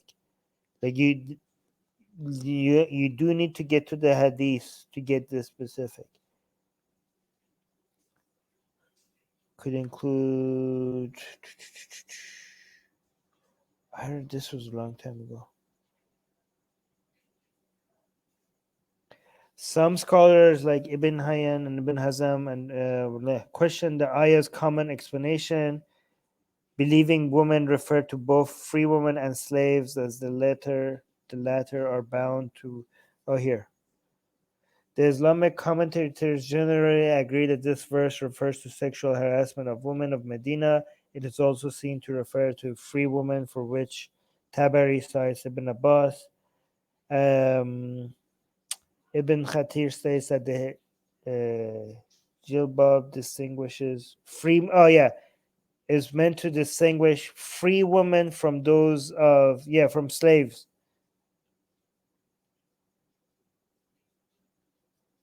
Yes. So this is meant to show that they are. So this verse specifically, 39:59, is the actual purpose of the covering here. Is meant for men to know that these are free women rather than slave girls and whores. And the covering was not applied to non-Muslims and slave girls.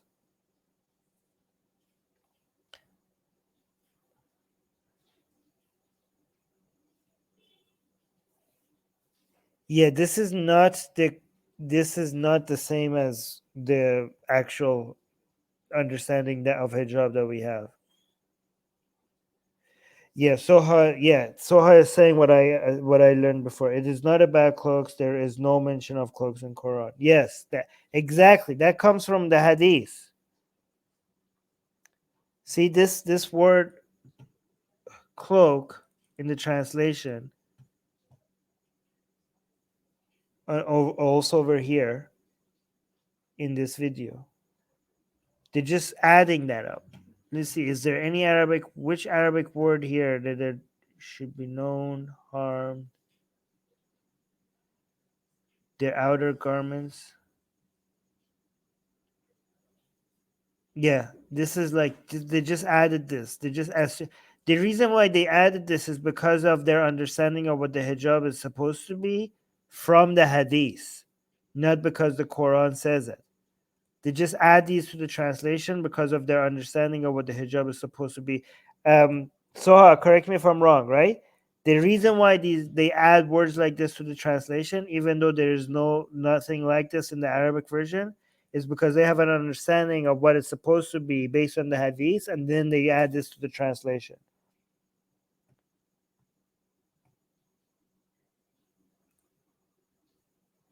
Is that accurate, Soha? Anyways, let's continue. Yes. And it's supposed to protect you from the opposite sex. Yeah, no, just like reflecting back, not just like wearing it as a headscarf, but like wearing long sleeves and like just dressing more modestly in general, I feel like it protected me from a lot. I think it is like a two-way street. I think, you know, there are Oh wow! Actually, let me show you guys something. Has it protect? Let me show you guys something very, very interesting.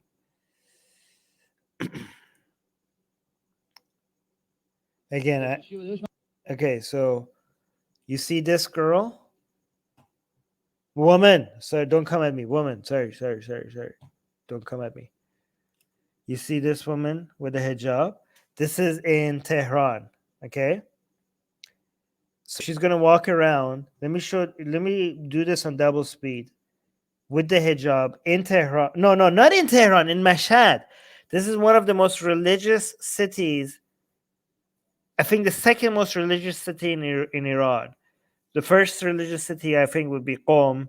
The second most religious city in Iran, I would say, is Mashhad. Okay, so she's wearing the hijab and walking around with hijab in Mashhad, a very religious city, and let's see what happens. Okay. So it says 1 hour of walking in holy Mashhad, with loose pants and hijab. Look, this person. That person just said, that man just said, how much? Like he's like treating her like a whore. He's asking her how much. Oh my god, let's push this on normal speed. Again, guys, this is like in a very religious city, okay? Oh my god, look at this guy. He's like, can you wait for 1 second, please? Yeah. Like, oh my god, he's like, for the sake of the Quran, for the sake of Imam Reza, for the sake of Imam Hussein, just give me 1 minute, just 1 second. Like, for the sake of Quran, what? Give me some time. Give me some time. For the sake of the life of anybody that you love. And like, oh, I'm from Tehran. I'm not from Mashhad. Oof, he thinks like he's higher class, that she should pay more attention to her, to him, because he's from Tehran and not from Mashhad, because that's like upper class or something.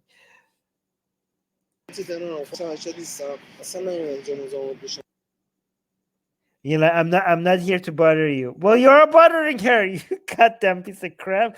I don't want to bother you.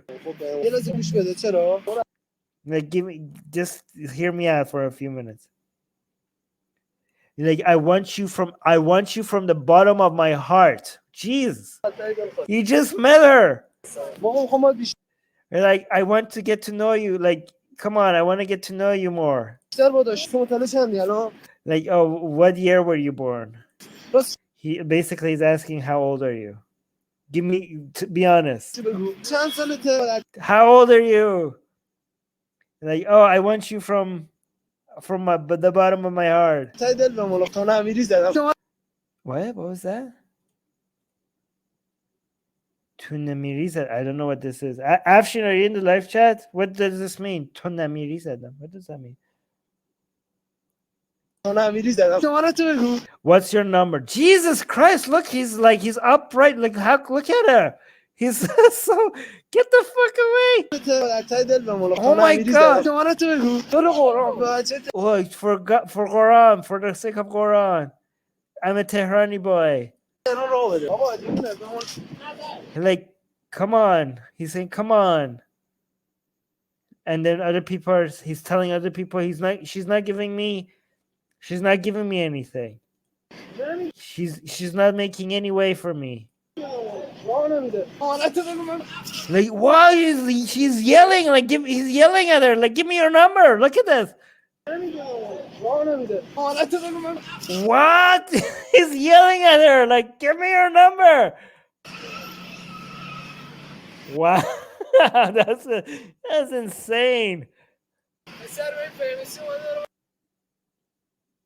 Oh my God, the people that stand nearby are saying like somebody so famous is talking to you. Why are you not giving him any attention?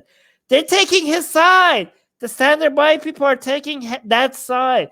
And they think he's famous just because he's from Tehran instead of Mashhad. You're like, come on, like give him something, give him some attention. Jesus Christ. The people in the street are taking the boy's side. Oh, this guy is saying like, well, if you don't give me something, who else are you going to give something?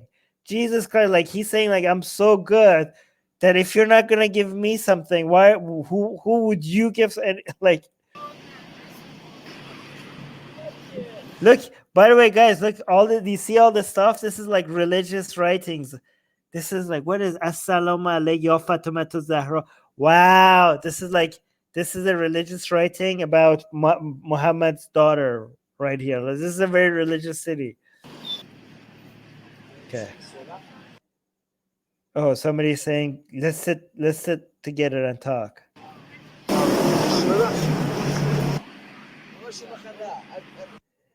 Ooh. They're all basically talking, saying things to her, like trying to get her attention.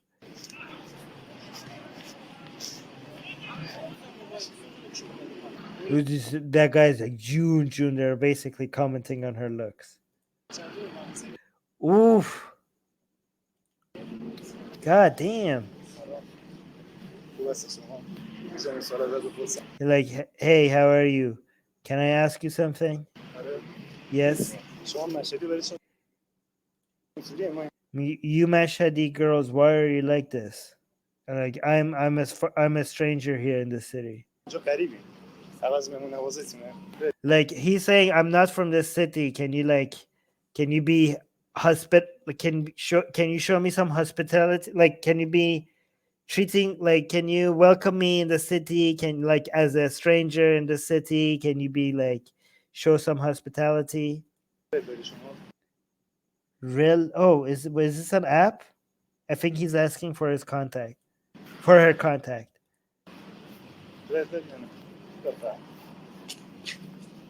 Oop.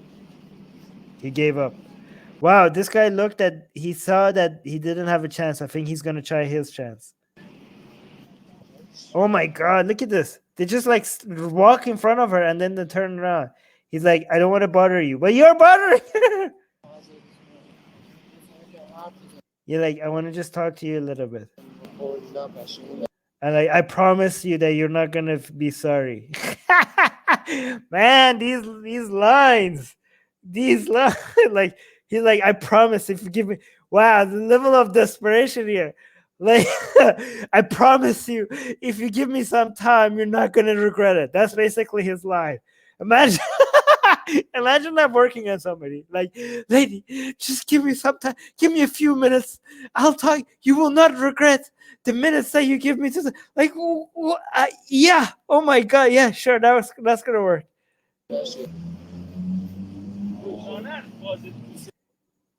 Oof. What? She's talking about her pussy. Oh my God, did he just actually mention her pussy?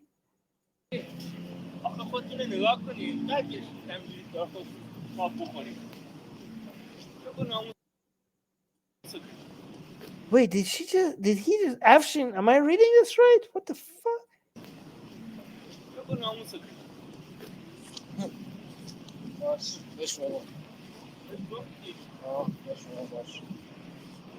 Wait, I don't understand what the other guy just said.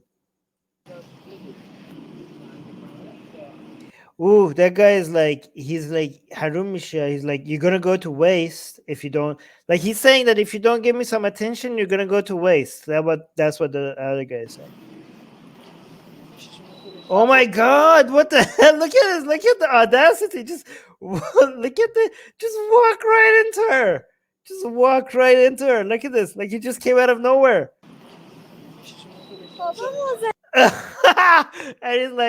And he's like, his first line is like, "Can I have your number?" Like just like right the first thing he asks, "Can I have your number?" Look at this one more time, one more time. And she's been silent all this time. Even her, she's like she couldn't believe it. That how. Look at this.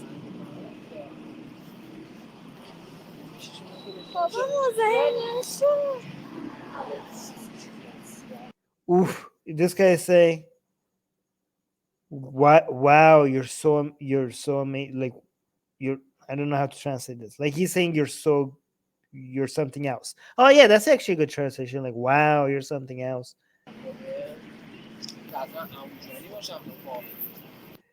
Me, what do I have to do? What does this mean? Man, I have not being in Iran for a while makes me not know a lot of these things. Alexis, what does this mean? Like, I don't know what Amujani is about, but he's saying like, what do I have to do to get some attention from you? That's basically what it means. Oh, Harris is, hey, Harris Sultan is like, is this Iran? Yeah, this is one of the most religious cities. Oh, you mean Alexis, Texas? Okay. Yes, Harris, this is Mashhad in Iran. It's one of the most religious cities in Iran. The second most religious city in Iran.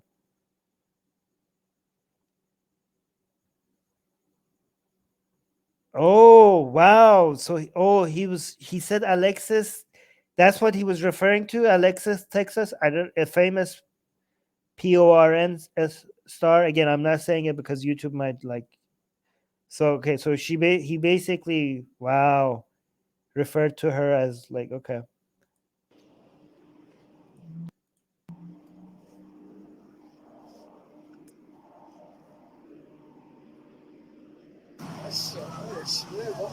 Mashallah.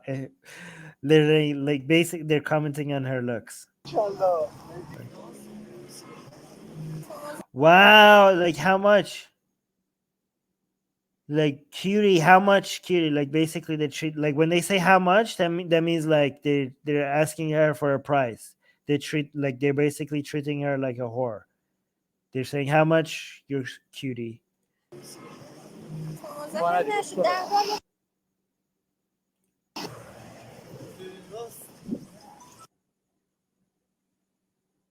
Okay, so saying now I'm gonna be completely silent. Okay, so this is another outfit, but she's completely silent.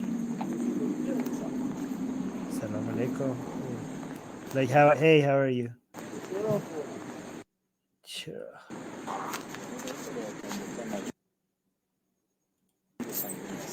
Oh my God. He's complimenting her. He's basically trying to act like he's different by saying like, I like how you're not paying attention to them, but he's basically trying to say like, oh look, I'm different. I see the value in you. Oh my God.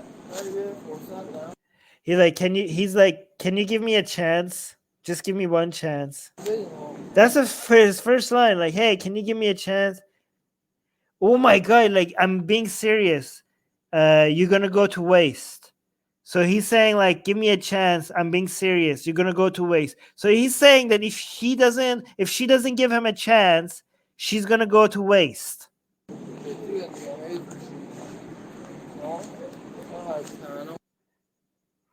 Like, look at you. You're walking around alone and going in circles. Come with me. Let's be friends.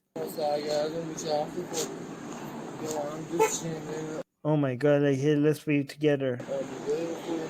Let's go have some juice. Let's go get to know each other more. Oh my God, he like, here's my store. Look at the sea. You see that in the background up there? This is like another Imamat. This is like a very religious city. Oh my God! This actually the street name is Imamat. Like, why are you so quiet? Are your wires like? Are you short circuiting? Like, why are you so quiet? Are you short circuiting?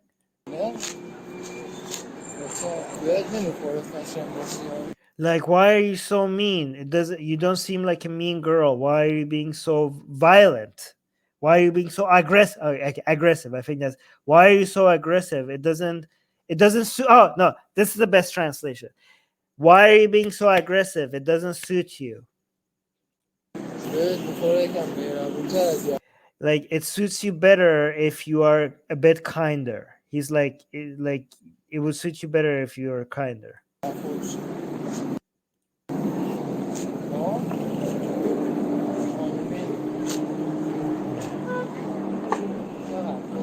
By the way, you saw that thing over there? Hold on. You see this? This is a scam. This is okay. This is supposed to, you put your coins in here and it's supposed to go to the poor, but it goes to the government instead. This is like, it has all these religious symbols and stuff. Don't put your money in these things, okay? This is a scam. This is like, it's being used for Islamic education and crap like that rather than going to the poor. Like what? Oh, like you're so. He said you're so lame.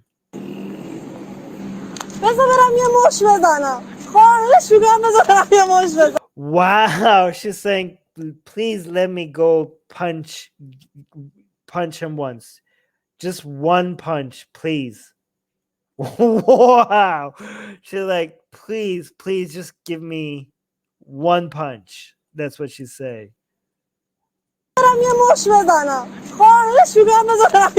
Like, somebody just let me give one of them one punch.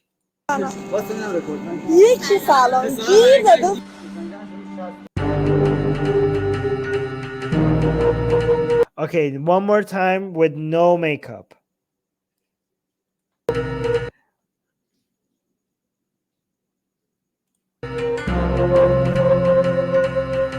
Okay, so now she's doing it with no makeup.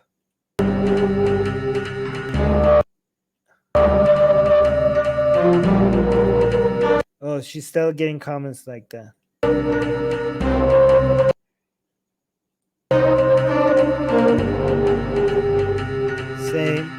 Same comments. My God, I don't know if this music is gonna get copyright. I'm gonna keep pausing just to be careful not to get copyright. Or is it the same kind of comments? People talking about her looks. People saying she's beautiful.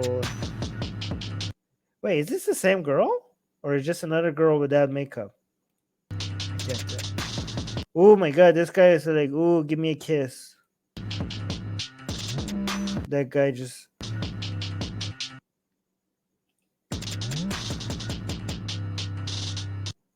Okay.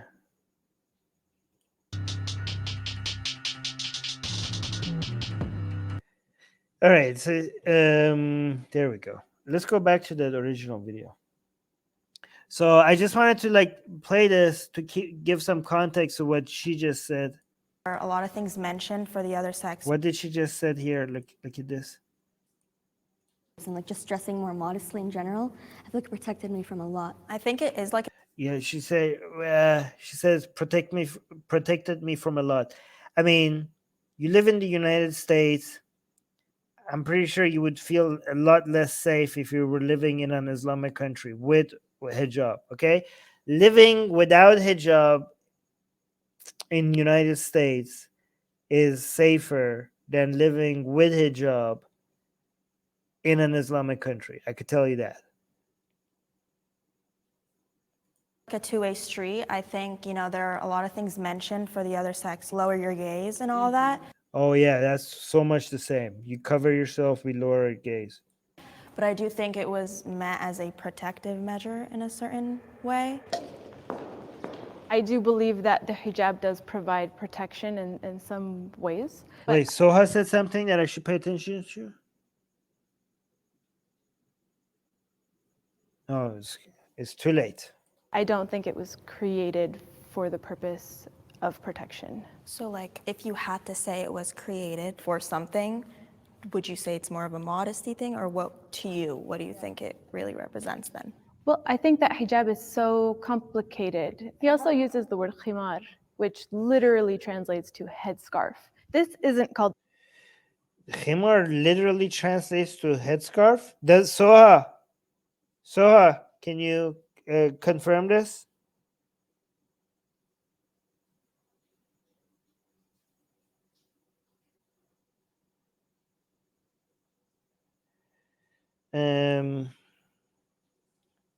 MJ is saying, Armin, in this case, do you blame these men or the system they have grown up in?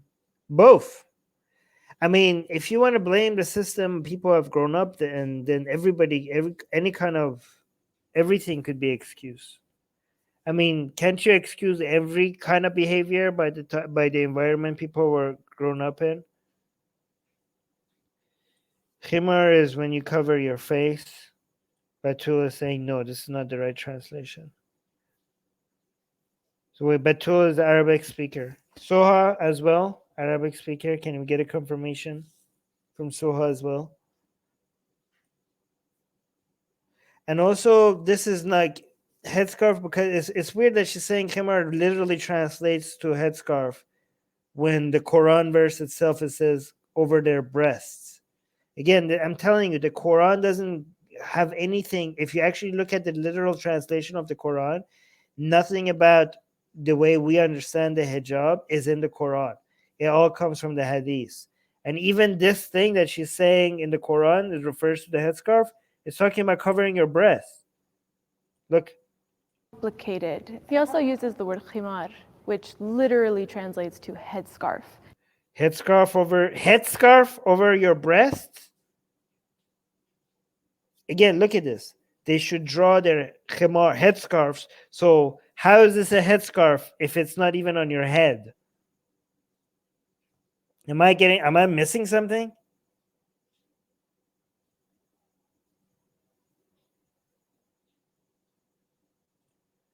Khimar is like burqa in the face covering part. Wait. But it can be like a burqa for face. The Quran specifically says it's for your breast. Jedi costume.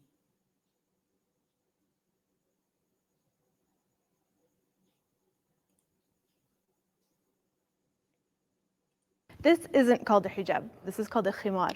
A khimar is the actual translation for the head covering that covers your chest. And there's Oh, okay. So she's saying it's the head covering that covers your chest. But the Quran doesn't specify that. It doesn't say it's a head covering. It just specifically says cover your breast. There's nothing about a head covering. khimar is the actual translation for the head. Yeah, but she's right that this is not hijab is everything. Hijab is all kinds of covering. So she's right that this is not called hijab. Head covering that covers your chest. Okay. Harris Sultan is saying there's a disagreement. To me, the best translation is a piece of cloth. Yeah, exactly. It's translated as a cloth. It doesn't necessarily translate to headscarf. It doesn't translate to a head covering. There's nothing in the Quran that says that this is specifically a head covering. That comes from the hadith. And there's a lot of translations that came in that have called this a scarf, and that's where the confusion has set in. And so they're okay, good. She gets it.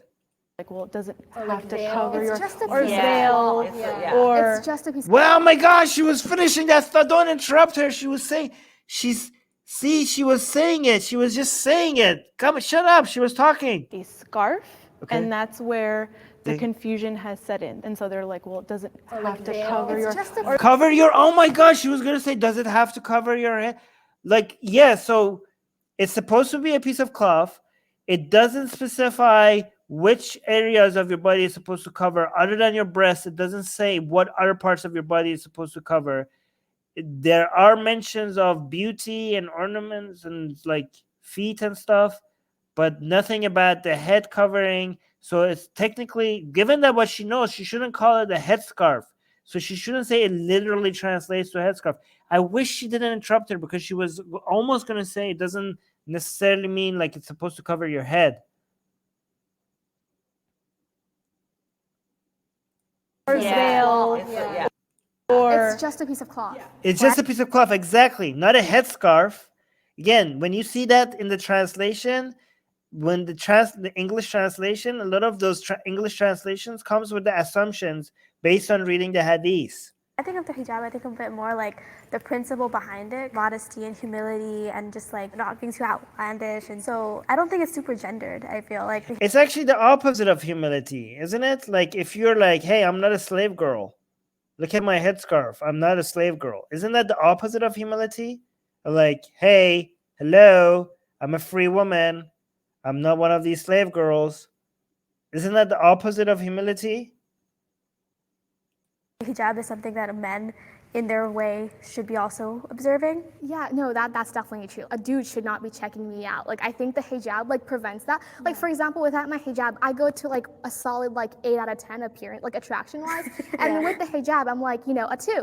And I. Oh my God. I have so many comments right now. But I don't know if it's okay. She's saying that without hijab, she's like a solid 8 out of 10. With a hijab, she's like a 2. I think it does a really good job. Like when it makes me uglier, I feel like, good job, hijab, you know? Okay, I would be honest. She's correct. That is what hijab is meant to do. Okay? Because a lot of people say, you look so good with hijab. Oh my God, you look more beautiful with hijab. I'm like, well, then it's not working. You know, let me show you the failure of hijab. Oh my God, let me show you the failure of hijab. Oh my, hey, how can I, hold on. Let me show you the failure of hijab, the absolute failure. You guys know what I'm about to do. You guys know, who here knows what I'm about to do to show you the failure of hijab? Tell me in the live chat for people who know. Wait, this is so small.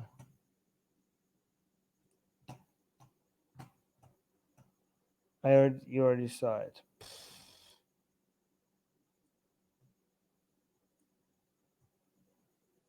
Why was that so small? There we go. Look at that. Why is it so small? God damn it. You know what? I'm just gonna go.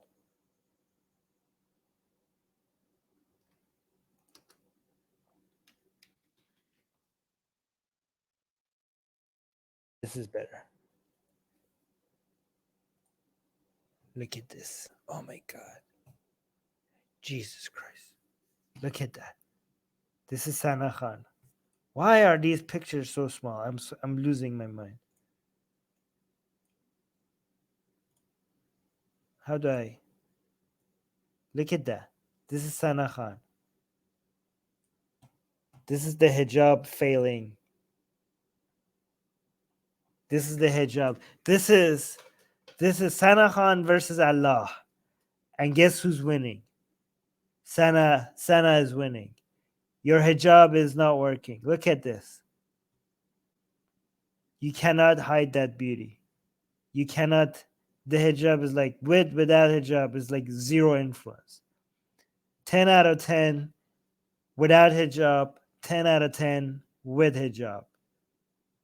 Like you cannot, it's like a bird, a tiny little, it's not a bird, like it's like a mosquito flying in front of the sun and thinking like the mosquito is going to block out the sun.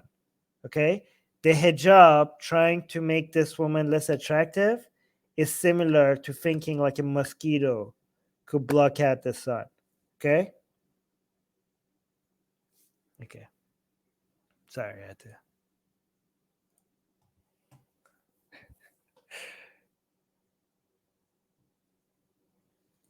Yeah, I think we should Yes, exactly. Allah loses that battle.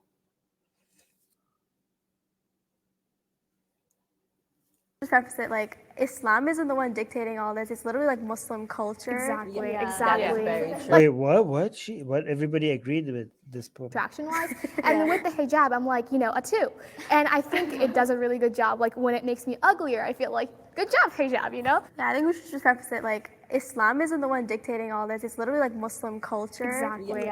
Wait, what are you talking about? This is Islam. Exactly. very true. Like the way you wear hijab, like for example, the way that I'm wearing it right now is like a no-no to many people. Yeah. Yes, true. Like they're like, oh my god, like you know that little chin is showing. Like you can't wear pants. No, I think they would have more of a problem with the hat. Like I can't wear pants. Yeah. They're saying chin now? Like everything, the haram. No, not the chin. She's making that up. What are you talking about? Whose ears, maybe?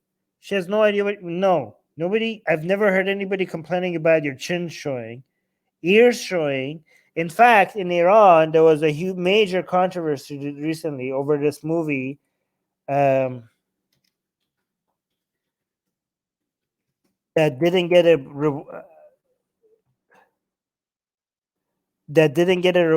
award because the woman in it had her ears showing.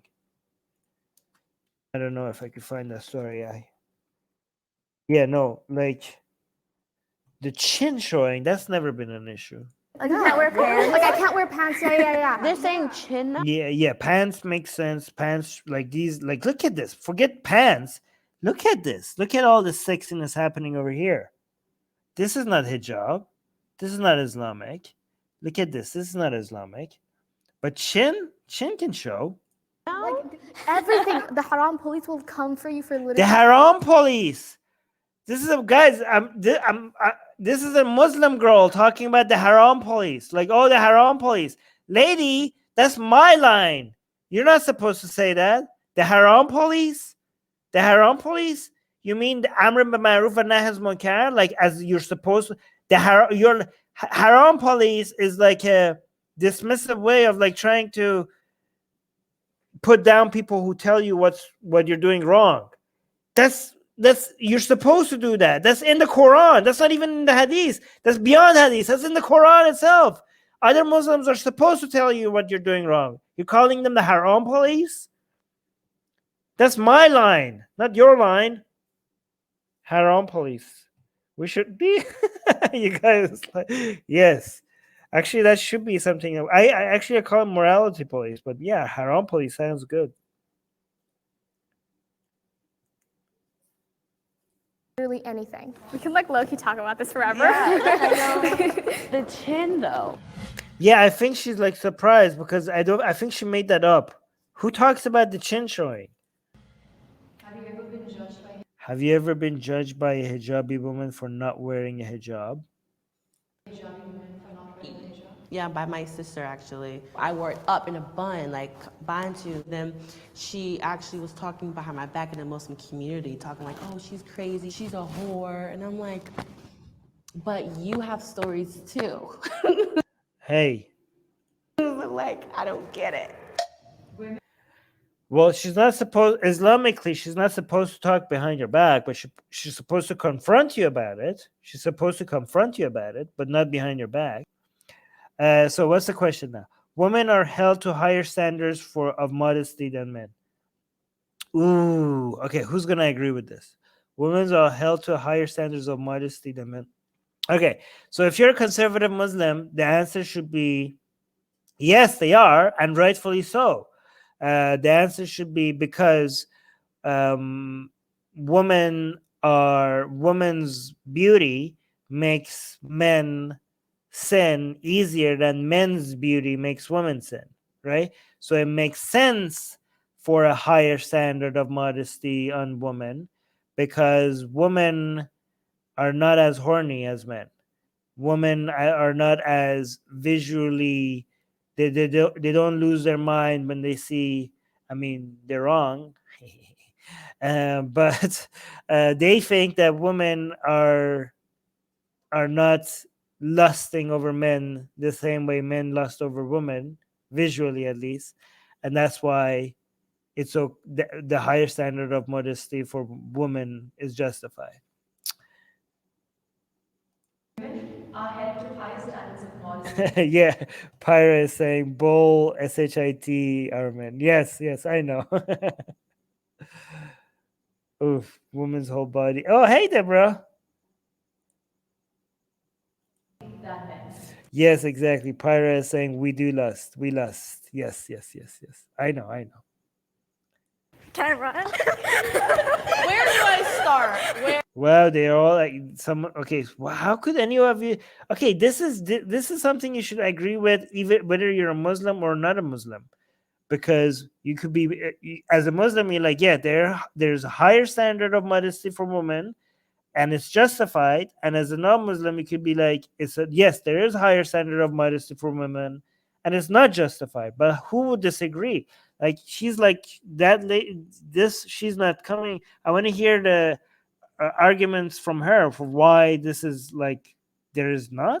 Where do Like why are they standing? Wow, this is very interesting.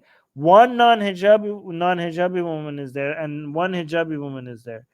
I want to hear how could anybody even think that there's not a higher standard for women than men? Can we talk about how guys can like go out clubbing, drinking, like go out like have girlfriends, and that's totally fine. Okay, come on.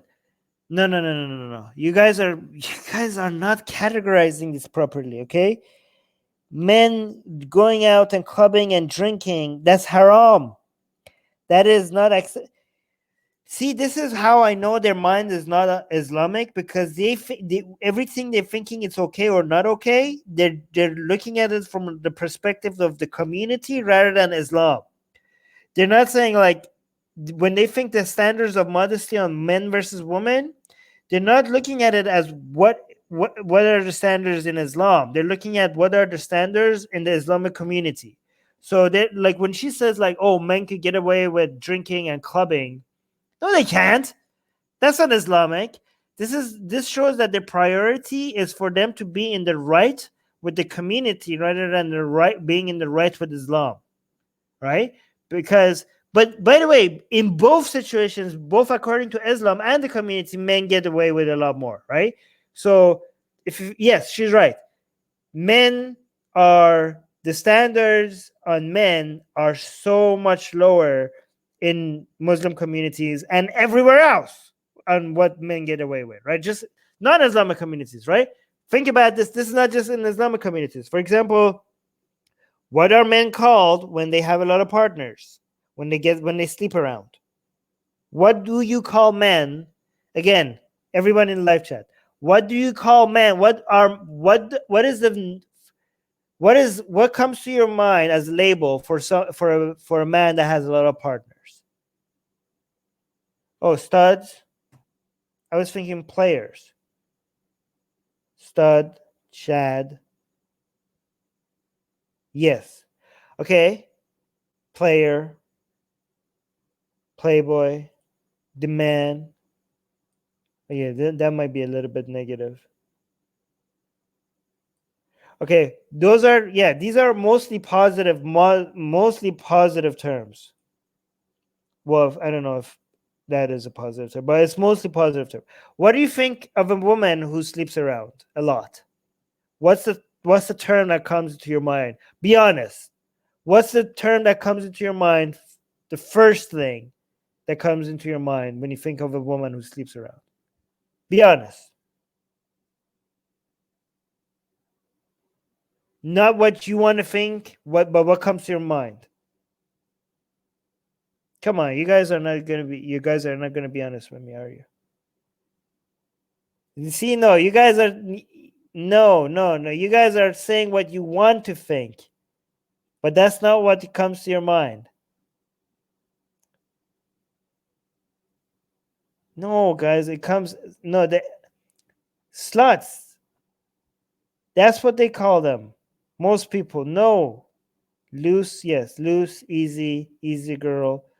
But the main word that people call, well, not spelled like that, but yeah.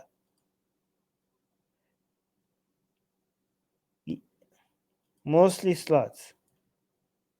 It's sluts. That's what people think of, right? So the main is, which is a negative, mostly use it. I know some people use it proudly, but most people see that as a negative, right? So this whole bias when it comes to communities exists in Islamic communities, non-Islamic communities, okay? But that's not about Islam itself, right? If she was being a pious Muslim, what she would care about more was not the double standard. Well, would not be the different standards within the community. She would think about what Islam. Okay, so when it comes to, for example, Islam or Christianity, men sleeping around, women sleeping around, they're all bad, it's all sinful. Her example of men drinking, going clubbing, that is sin, that is sinful. Men, according at least Islamically, that's not allowed, okay? But still, Islamically, there's still, when it comes to modesty, there is a different standard for women and men as well. Men don't have to cover as much. They still do have to cover. They cannot wear short shorts. They cannot just be like bare chested and go outside, at least not according to Islam. But they don't have to cover their head, right? Don't even bat an eye. When it comes to like girls doing the same thing, it's like, oh, they need to experience life. yeah. See, you're like, they're saying, whoa, they need to experience life. That's why they have lower standards. Again, you're talking about the community. You're not talking about Islam. None of this is allowed in Islam. They need to experience life. Right. It's okay. They have to get it out of their system before they get married. Yeah. No one is like, oh, don't marry that guy because my God. So they're saying like, oh, if a man sleeps around and have sex, a lot of sex, women don't get the they're not Muslim women are not told, oh, don't marry that man because he slept around. But the reason why they're saying, oh yeah, is because men are told don't marry that woman because she already slept with other people, right? So they think like, my God, but the devil, like, I mean, they're right. They're all correct about this. Again, as non-Muslim, all of this makes sense, okay? That there's such a huge double standard, right? So if a woman sleeps around in the community, they say like, don't marry her. She has slept around. She's been used. She's a used product. She's damaged goods. But what they're saying is that nobody tells us not to marry that man because he slept around.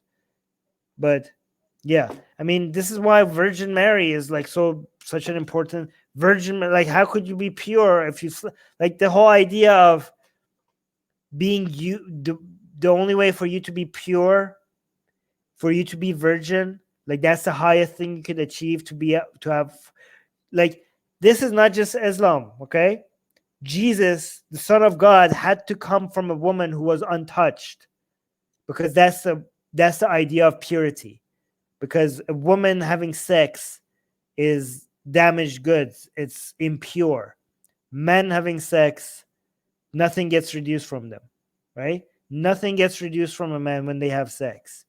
But a woman that hasn't had sex yet is pure. There's something that has been removed from her as soon as she has sex. Right? So that again. A girl gets caught at the mall having a conversation with a store associate, and then someone's mom sees that girl and she's like, nobody marry that woman's daughter. I saw her at the mall with a boy. I just want to say I've never gone to a guy's photo and looked at the comments. No one's calling him a whore or a slut or you're going to hell for what you're wearing, or your ankles are showing. Just the basic line of like clothing, we experience so much more.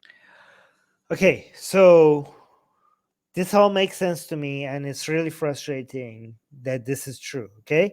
But if you are a Muslim, the fact that men have to wear less than you I mean, are you questioning God? Like, they're mixing things with each other, okay? The fact that men don't get criticized for clubbing and drinking, that's irrelevant. According to Islam, they're sinning and they're going to get punished for it. Right? But now that you're questioning why men get to show their ankles and people don't call them whores. Now you're not questioning the community. Now you're questioning God, because that is a standard that God has introduced. So you could criticize the community for not criticizing men for drinking alcohol and stuff like that. That's not God's fault. That's your community. That's the community's fault. Islam didn't make that mistake, but now all of a sudden that you're questioning the level of clothing that men get away with, now you're questioning God's judgment. I want to know what they think. I know, I'm Because so I'm like, curious. wait. Oh yeah. Yeah, I want to know what they think. Why do they think the standards for men is the same as women? What the hell? I disagree completely because it's more of a cultural thing. I think I took the prompt very Okay, it's a cultural thing, and the standards are still different. The fact that it's a cultural thing, that doesn't make the standard the same. literally and applied it to Islam. I don't think Islam necessarily lets guys get away with more. I mean, at the end of the day, It does. Both the community and Islam, they have different standards for men and women. Men don't have to wear the hijab. like if they're gonna go out, like if they're gonna go live their best life, let them. Allah is the final judge. It's none of my business. I'm gonna stay out of it. And I think it's more cultural. It is your business. You have to make it your business. Look at these definitions. They're getting it from wikipedia.org rather than Islamic sources again. Islamic culture generally includes all the practices which have developed around the religion of Islam. There are variations in the application of Islamic beliefs in different cultures and traditions. Yeah, and that's why you go directly to the source rather than looking what the community is doing. So she's right to say, like, yeah, at the end of the day, the only thing that matters is what Allah thinks. Right? Yeah, but even what Allah thinks, there's different standards for men and women. And religious. Right. So that's why I 100% disagree. But if it's cultural, I'll be here all day long. Yeah. I agree with you. I don't think it's religious at all. I was thinking. What do you mean if it's not religious? There is no, their modesty standards, even by religion, is different. Culture. Oh, I was thinking purely religious. I think that throughout history, it's a patriarchal history. Of course. There are parts. Oh yeah, it's a patriarchal, of course. Unlike Islam, yeah, the culture is patriotic, like, but not. No, there's none of that is in Islam. Unlike, of course, it's a culture. It's a culture, not Islam.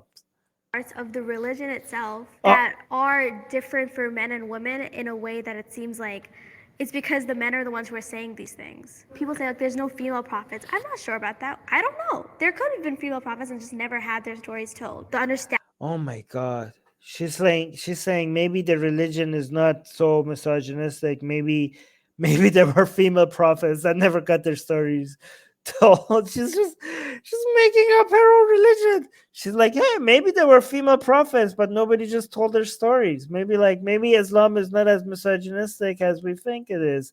It's just men telling it's just because men. Yeah, I mean, I don't know if I want to. I mean, you're right. The reason why it's so misogynistic is because only men it's just men speaking. These are stories written by men, for men. Women were never involved in any of these stories. But it's so cute that you're trying to imagine that maybe women were involved and they were just no. The chances of women being involved in any of this, oh my God. You just this is just wishful thinking. Understanding of religion that we have as humans is purely based on the fact that humans are the ones telling us these stories about religion. Yeah, it's not just okay, here, let me just correct what she's saying, okay? It's not just that men are telling the stories about religion.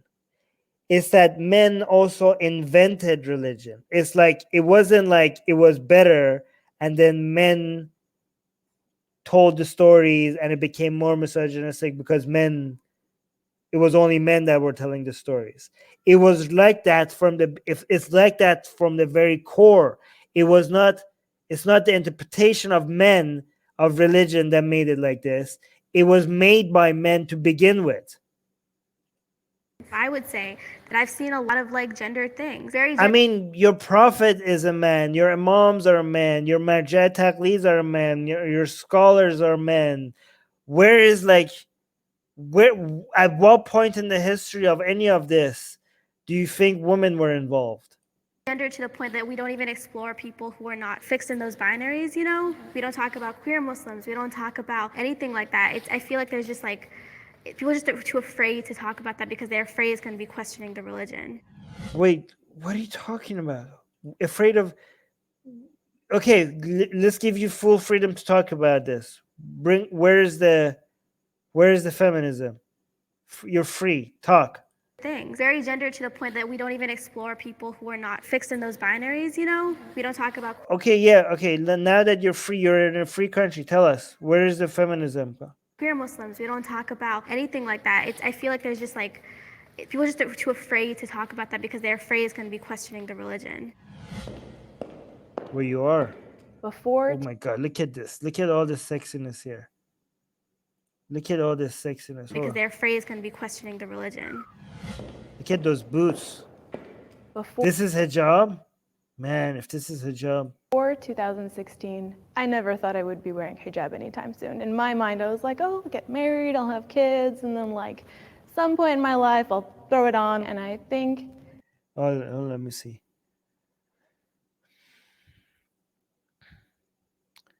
Are there any female scholars? No. So I was saying, I mean, by definition, they're not scholars if they're female in Islam. Islamically, this is not me talking.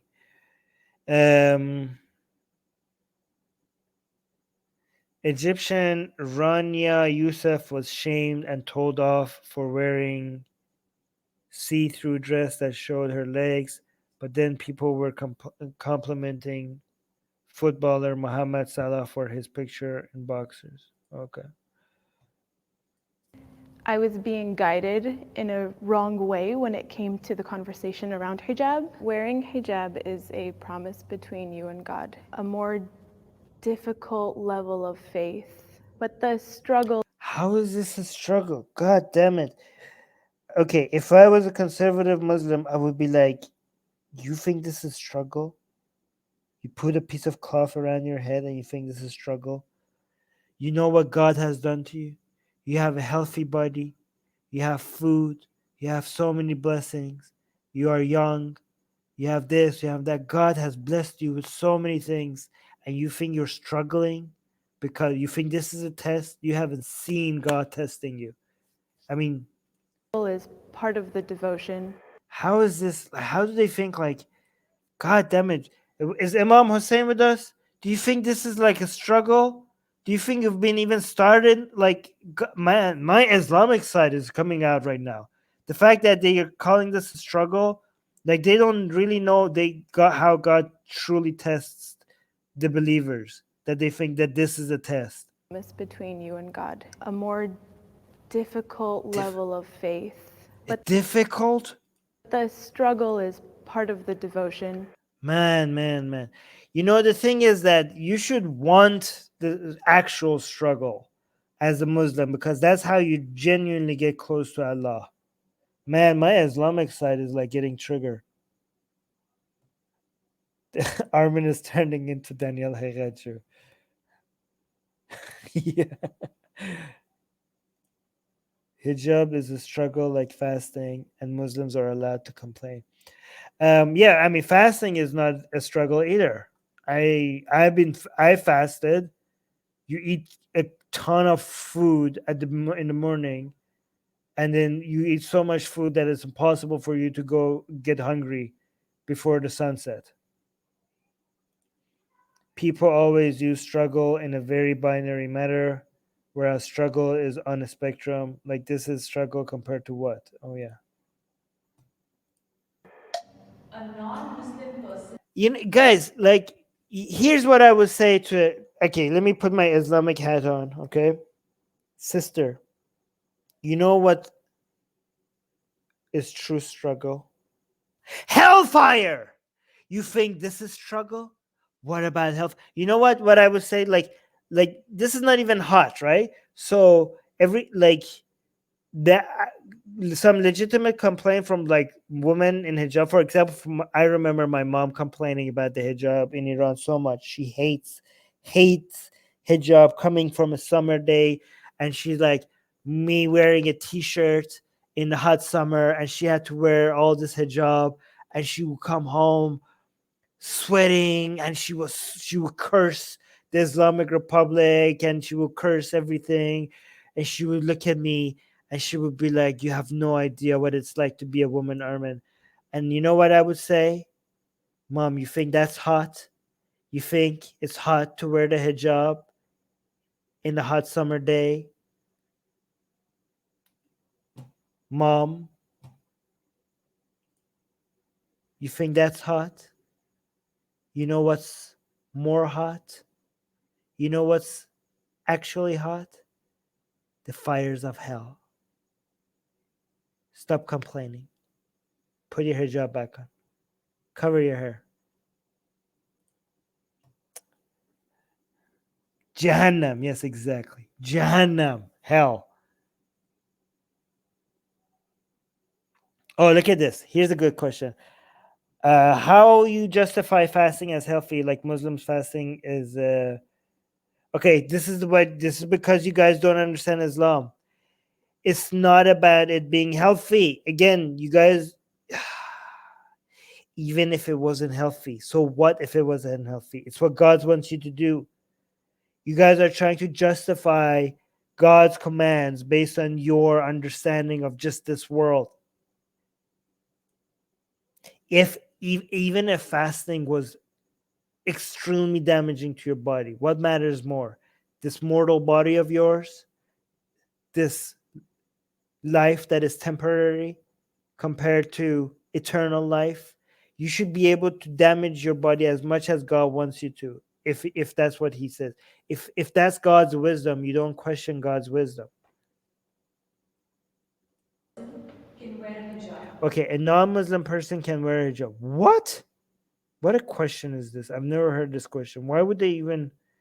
Okay, if they say yes because Mother Mary used to wear a hijab and blah blah blah, and Christians and blah blah blah, and that comes from Christianity, like look at these Christians, look at, well, technically they were Muslim according to Islam, and the reason why they even have anything like the hijab according to Islam is because they used to be, Jesus was a Muslim and Christianity used to be Islam, and Christianity today is a corrupted version of Islam, so they were non-Muslims. Is that what they're gonna say? Is she gonna come and say like, oh, look at the nuns wearing a hijab? No, what are they gonna say? I think personally it depends. I know some like Christian women argue that the hijab is technically instilled in the Bible and that they want There we go. to wear it. I knew it. This is gonna talk about Christians' head covering. I feel like in that case it's totally okay. But when it comes to like fashion purposes or just wearing it just for the look, I feel like in that case I would disagree. Well, I think that's actually awesome. If a non-Muslim tries to wear hijab and they try to cover or be modest, I think that's amazing because it is considered a good deed. And if that's what you want to do and it maybe leads you into Islam, alhamdulillah, you know, you're Alhamdulillah. better than me right now, so good job. I think I was looking at it more like if I had let's say a non-Muslim friend that wanted to come with me to, let's say, the mosque, and they put it on, I think that's acceptable. Yeah, it's to be respectful. Yes, Yeah. exactly. Very, yeah. Wait, so if somebody wants to wear it for fashion reasons, you guys are gonna be like, it's not acceptable? So you guys are just telling everybody. Look at this. So they're saying like these are the time. Okay. So they're saying it's okay for a woman to wear a hijab if she's not Muslim, if she's like a Christian, and that's according to the religion. If it's acceptable for a hijab for a woman to wear a hijab if she's if she's doing it to be modest. If it's okay for a non-Muslim woman to wear the hijab if she's trying to be respectable to Muslims. But the category that they did not accept is it's not okay for a non-Muslim woman to wear the hijab if they're doing that for fashion reasons, like Rihanna did, right? So the same women that were just telling all of us how other women are being judgmental and you shouldn't tell people what to do and why they should wear something and why they shouldn't wear something, and now are coming up with reasons why somebody is allowed to wear a hijab and why somebody should not be allowed to wear a hijab. So they're thinking it's not okay for a woman to wear a hijab if she's doing it for fashion purposes. So a way to be judgmental, way to tell women what to wear and what not to wear, right after criticizing other women for telling you what to wear and what not to wear.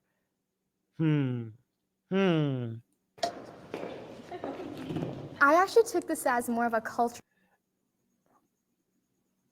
appreciation versus appropriation type of topic. I think we can all agree we're going to define hijab as a lifestyle and cultural everything-wise type of statement. So I took it in as that. And like, I think someone brought up the friend coming to the message and think that's appreciation, not appropriation. Like Netflix shows, they have a hijabi, take it off. Nuh-uh, babe. I have. Oh, right. Okay, look at this. Look at these judgmental. The same people that just kept on telling, like, oh, other Muslim women shouldn't tell us. So apparently, Muslim women shouldn't tell other Muslim women what to wear and what not to wear. But now all of a sudden, like, nah.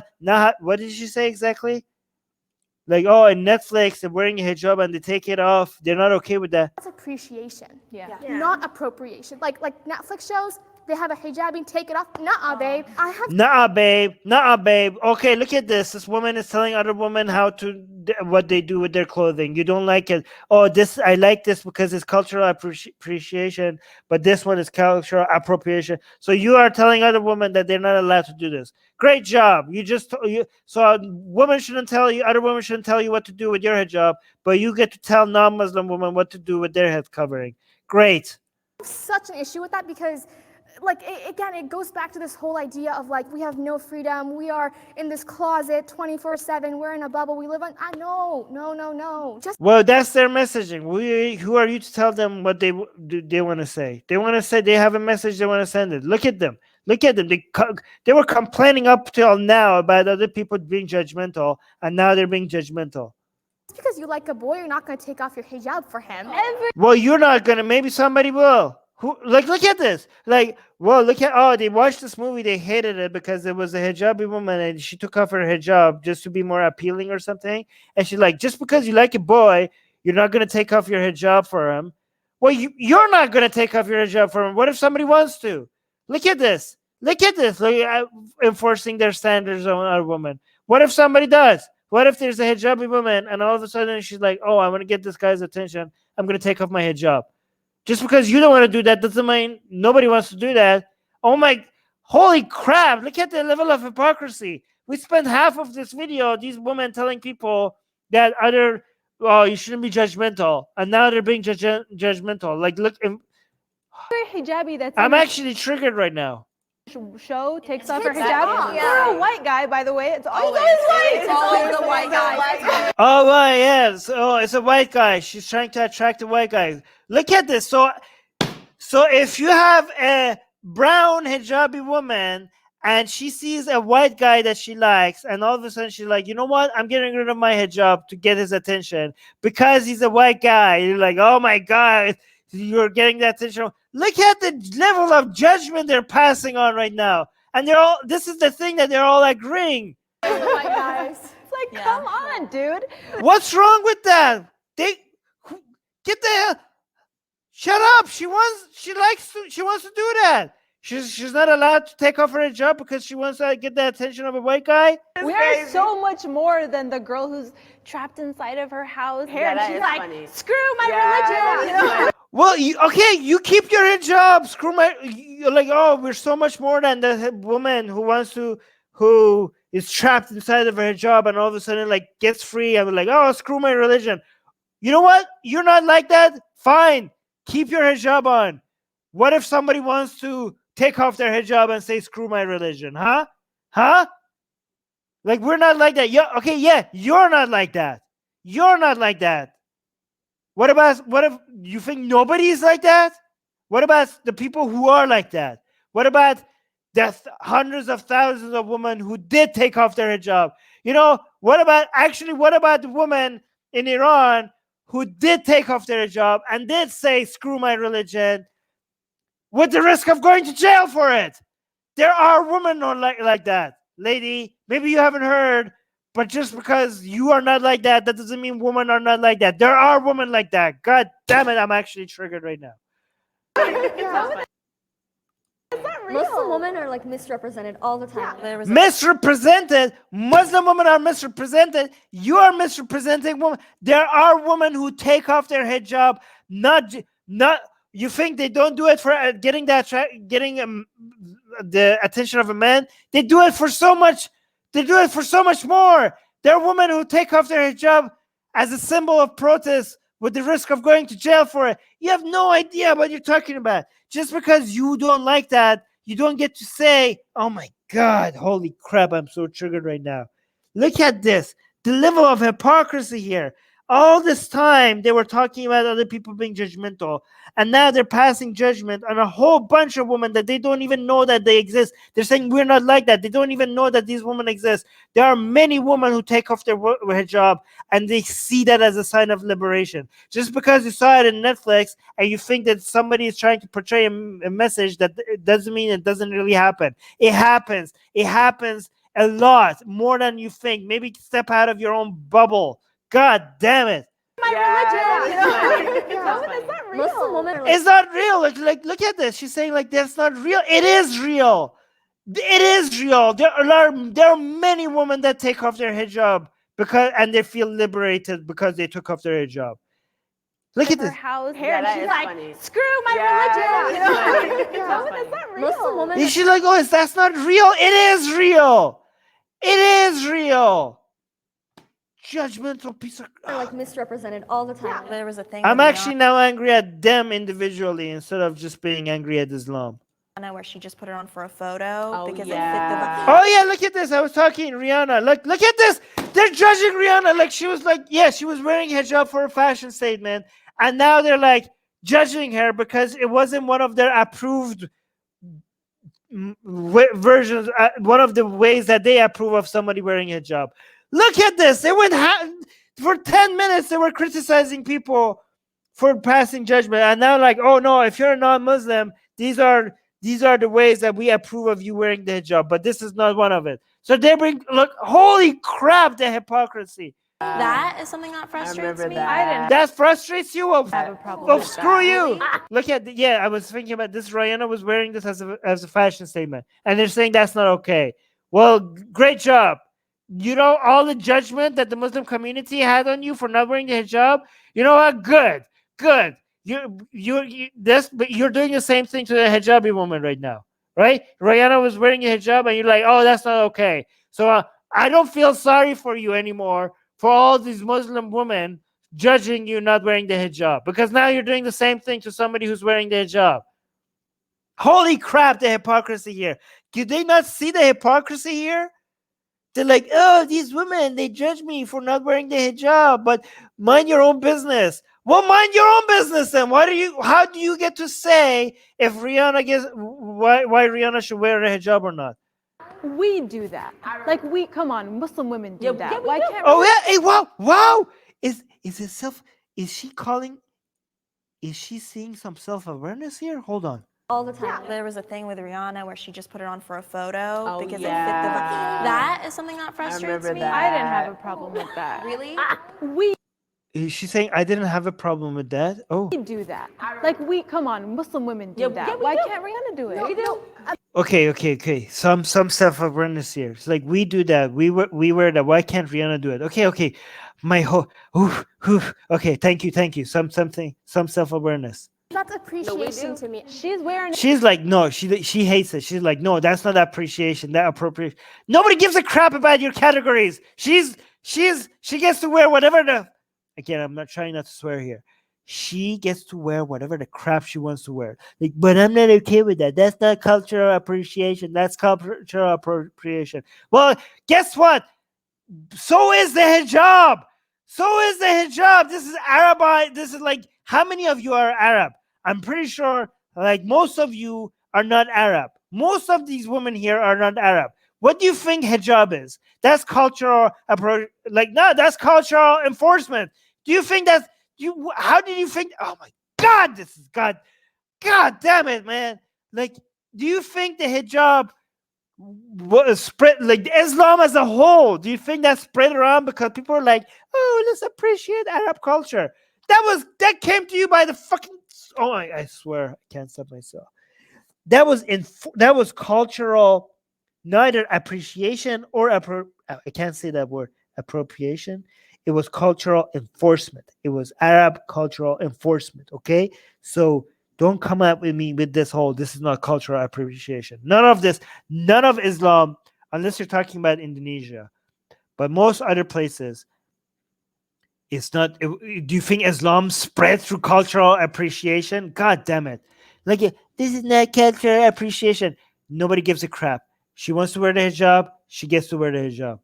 Out of respect for being at a masjid, and she just took Not a photo. hijabis do that. Yeah. We do that. That's what I'm Like, I saying. put scarves on when I want to. I pose for it when I want to. Yeah. Sometimes I do it because Yes. I'm around hijabis when I want to. Well, I was just gonna say it's just because they have such a privilege where they can take it off whenever. Yeah, While exactly. we can't. You can't? She's like, oh, she has. Look at this. She's saying they have such a privilege they can take it off whenever they want, but we can't. Excuse me, you're sitting in front of 3 non-hijabi women, so maybe you're saying that they can take it off with less consequences. Well, they can, yeah, but they have to put it on with a lot of consequences because of some judgmental pieces of crap like you guys. Well, I was just gonna say it's just because they have such a privilege where they can take it off whenever. Yeah. Well, you can take it off as well. There's 3 non-hijabi women right in front of you. We can't. I just Yes, you remember can. the greatest example. You're in the United States. You're free to take off the hijab. You're not in Iran. And guess what? Even in a country where it's a crime to take off the hijab, women take it off and they go to jail for it. So don't give me this crap that you can't take it off. You live in the United States. You can take it off anytime you want. Of all time, because okay, so Mia Khalifa, that one video of her, I don't like That one video of Mia Khalifa, oof, you guys have no idea. There are more videos of not. Oh my God, you guys need to go to PORN Hub. There are a lot more videos of non-Muslim women with the hijab. From that, I get called Mia Khalifa all the time. I can't believe that I don't wear hijab. That should be an honor. You guys should be honored to be called. There's nothing wrong with being Mia Khalifa, and if somebody calls you Mia Khalifa, you should wear that with a badge of honor. Mia Khalifa all the time. I can't believe that I don't wear hijab. I get called, and I don't like that. It goes back to the whole fetishizing thing. And Okay, fetishizing thing. You're kink shaming people now. You're kink shaming people. It's okay because she's Arab, but like she's no. People have Wait, is Mia Khalifa Arab? Mia Khalifa, she looks Pakistani. Oh yeah, she's Lebanese, right? Oh yeah, she is Lebanese. She is semi-Arab. actually DM'd me and been like, oh, are you on some like Mia Khalifa type? I'm like, No, I get no, Mia Khalifa did. Okay, that is uncalled for, yeah. You can't. No. Like this goodness is not for anyone to see. It's for the person that'll love me. It's for the person that'll respect me. It's for the person that I will have kids with, inshallah. That's what it's for. It's not for any of y'all. It's not for any of you all. That's some conservatives. That's okay. You get to here's the thing. That's all good. You don't. If people are sexualizing you, and you don't like that, that is horrible. That is uncalled for. And if you want to save yourself for a certain person, and you don't welcome anyone's sexualizing you in any way, then they should back the fuck off, right? However, if somebody wants to be sexualized, then your standards should not apply to them. Your standards are for you and for you alone. It's not for any of y'all. What made you want to start wearing the hijab? The Boston bombing had just happened, and I was really young. I was supposed to go to a field trip to a mosque, And I remember that people started rallying outside my school because I went to an Islamic school, and I just saw all the hate. And I realized that that's not what Islam is, and I need to represent it. And the first thing that I could do to represent it is start by wearing my hijab. I have been harassed for wearing a hijab. There's just been so many cases. At school, I've had multiple times where people would, come from the back and be like, boo, and then take off my scarf, pull it off. That's like taking What? That's horrible. off a person's clothing. Like, Exactly. what? The way that I feel naked without it, like I felt so ashamed, and I think that's just not right, especially because I had to go to at such a young age. But Wait, how old? Okay, how old were they? Is this like they're like 7 or 8? Because if they did that as that young, then it's fine. It's their kids. But if they did that like as teenagers, like that's really bad parenting, I guess. I wish that there are just so many advantages of being a non-hijabi than being a hijabi. TSA airport. There's more advantages of being a hijabi than a non-hijabi. The advantages are less burning in hell. So if you believe in Islam, there are more advantages of being a hijabi. Oh, yeah. I am just any other girl. What about the hand stuff? Wait, what? Non-hijabi than being a hijabi. TSA airports. Oh, yeah. I am just any other girl. What about Okay, TSA airports. You know what? No comment. I could tell you that as a Middle Eastern man, myself from Iran, I don't wear the hijab and I get the same treatment as you guys. Well, I don't know if you guys, but I do. Just being from Iran does get you a different kind of treatment. So, and I don't wear the hijab. So, the hand stuff? Ooh, Do the hand stuff the finger you go thingy. through the thing, and they're like, "Can we see your hands?" And they put it on. I'm like, "Oh, what is this for?" And they're like, "We're looking for bomb residue." And I'm like, Yeah. They've said hey, come on. They were looking for bomb residue. Like, you think like non-Muslims don't go through that? that's you. All the time. Wallah, Guys, I've been so I don't know. Okay, I don't know if this is me for being from Iran or if it's just me imagining things, but I have been randomly selected for extra screening for residue and stuff like that around 13 times so far. 13 times in the airport. So either everybody else is going through the same numbers as I am, or I'm a black swan kind of situation is happening here, or I don't know, me being from Iran has any impact, because I know even my Canadian passport says that I was born in Tehran. So I don't know if it has any impact or doesn't have any impact. I don't care though. Like, yeah, sure. Like, do extra screening. Who gives a crap? I mean, like I remember like telling people like, my God, I remember my 12th time. I think it was my 12th time that I was selected for extra screening at the airport. And I posted it on Facebook. They're like, oh, here's another stamp for extra screening. This is my 12th time. And so many people said like, oh my God, this is racist. And I was like, I don't know, guys, maybe my thinking of this is not very good. But I was like, guys, maybe I'm doing this is whataboutism, but I'm going to do it anyways, okay? But I feel like I left Iran for Canada, okay? And Canada accepted me with open arms, gave me citizenship, okay? And back in Iran, if I go back to Iran, I'll be hanged for starting Atheist Republic, for writing my book, Why There's No God, bestseller. By the way, free. You can get my book for free if you subscribe to our newsletter. Link in the description. I get hanged, and the way you get hanged in Iran is not the way that they drop you and your neck breaks. The way they hang you is that they hang you and then they slowly lower what's supposed to be supporting your feet so that you basically slowly suffocate. It's like the worst way. It's really bad, right? So this is my country of birth.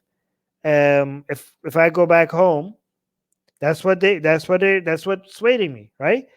In Canada, where I'm a citizen, I get to say whatever the hell I want now. There's no punishment for any of my views. And I get all the rights to every other Canadians, right? So I don't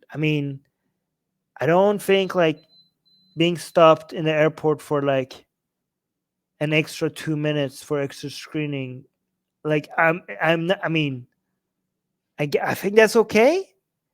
Like compared to, like these, when you're saying like, oh my god, in the airport they stopped me for looking for residues on my hands. Like, yeah, but I mean, if you weren't as like, this is United States, you're endorsing Islam. I mean, look at the standards in every Islamic country. Again, I know this is whataboutism, and I know you still get to complain. You should be able to complain about these things. I just don't think like I choose not to complain that much about it. Again, I don't want to take anyone's rights. I don't think like that means that people are not justified to complain about these things. Okay, they get to complain about them, and they should be heard. And if this is not random selection, it's not cool. I don't know. Maybe it's not justified. Maybe it is. Maybe it's not. Probably not. I just am, from my position, I think like I'm grateful to Canada, and given the treatment that I would get from the country that I left compared to the treatment that I get from the country that was kind enough to give me a citizenship, I don't feel like complaining if I have to wait for an extra. The plane is not going to go anywhere. Okay, it's not like I'm going to miss the plane. Like, I got 2 minutes of extra screening versus what? Being able to sit in the lobby for another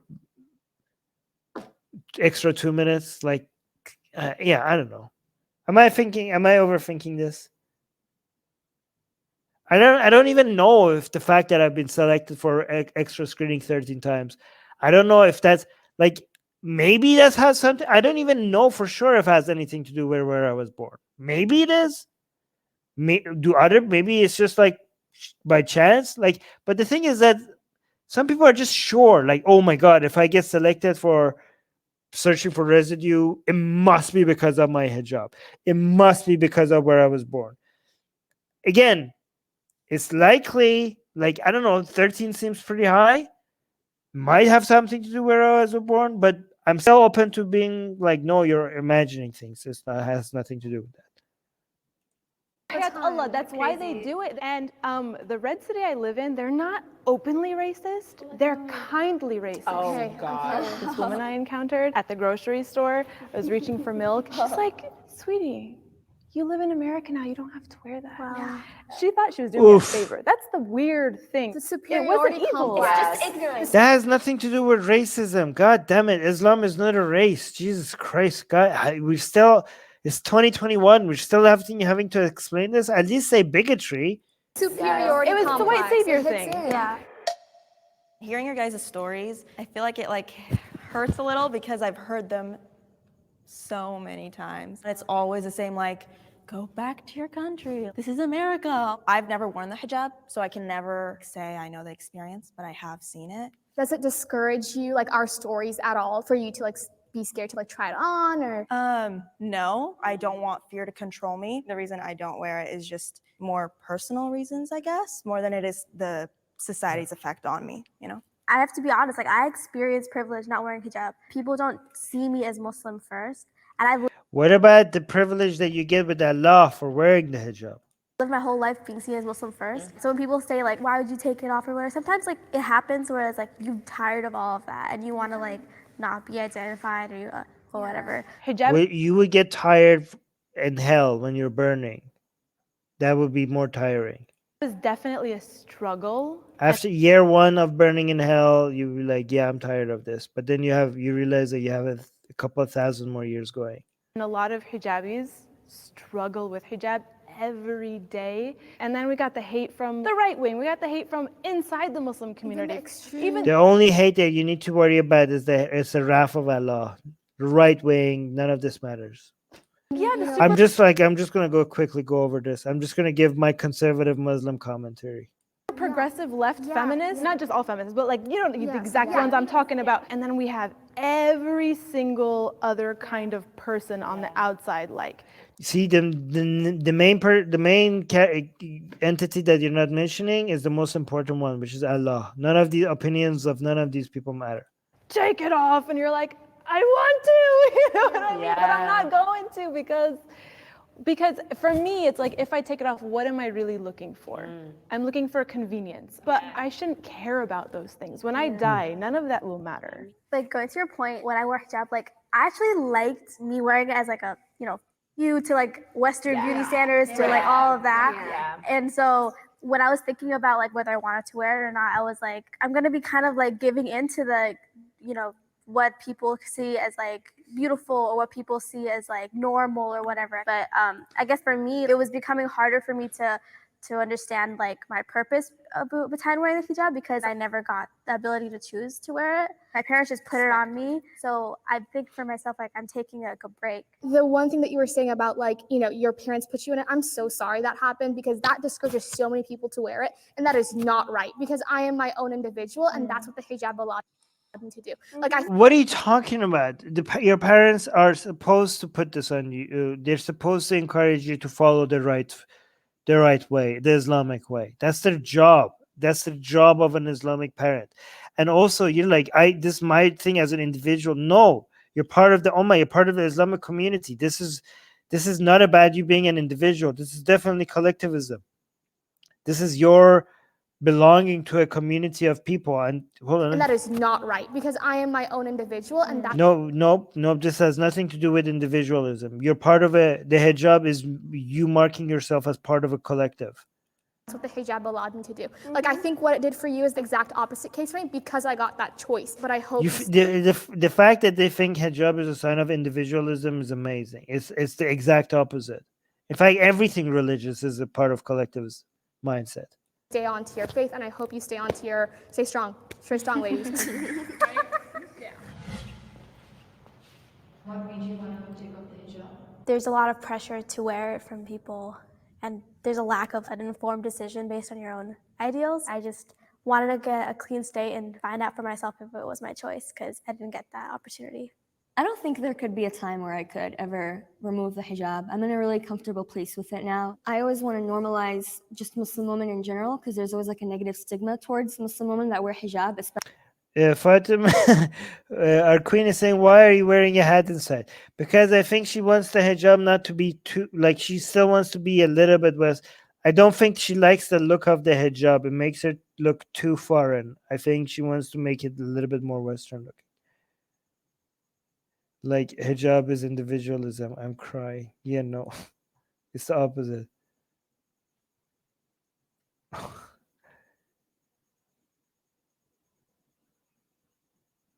Okay, so I will check my messenger later.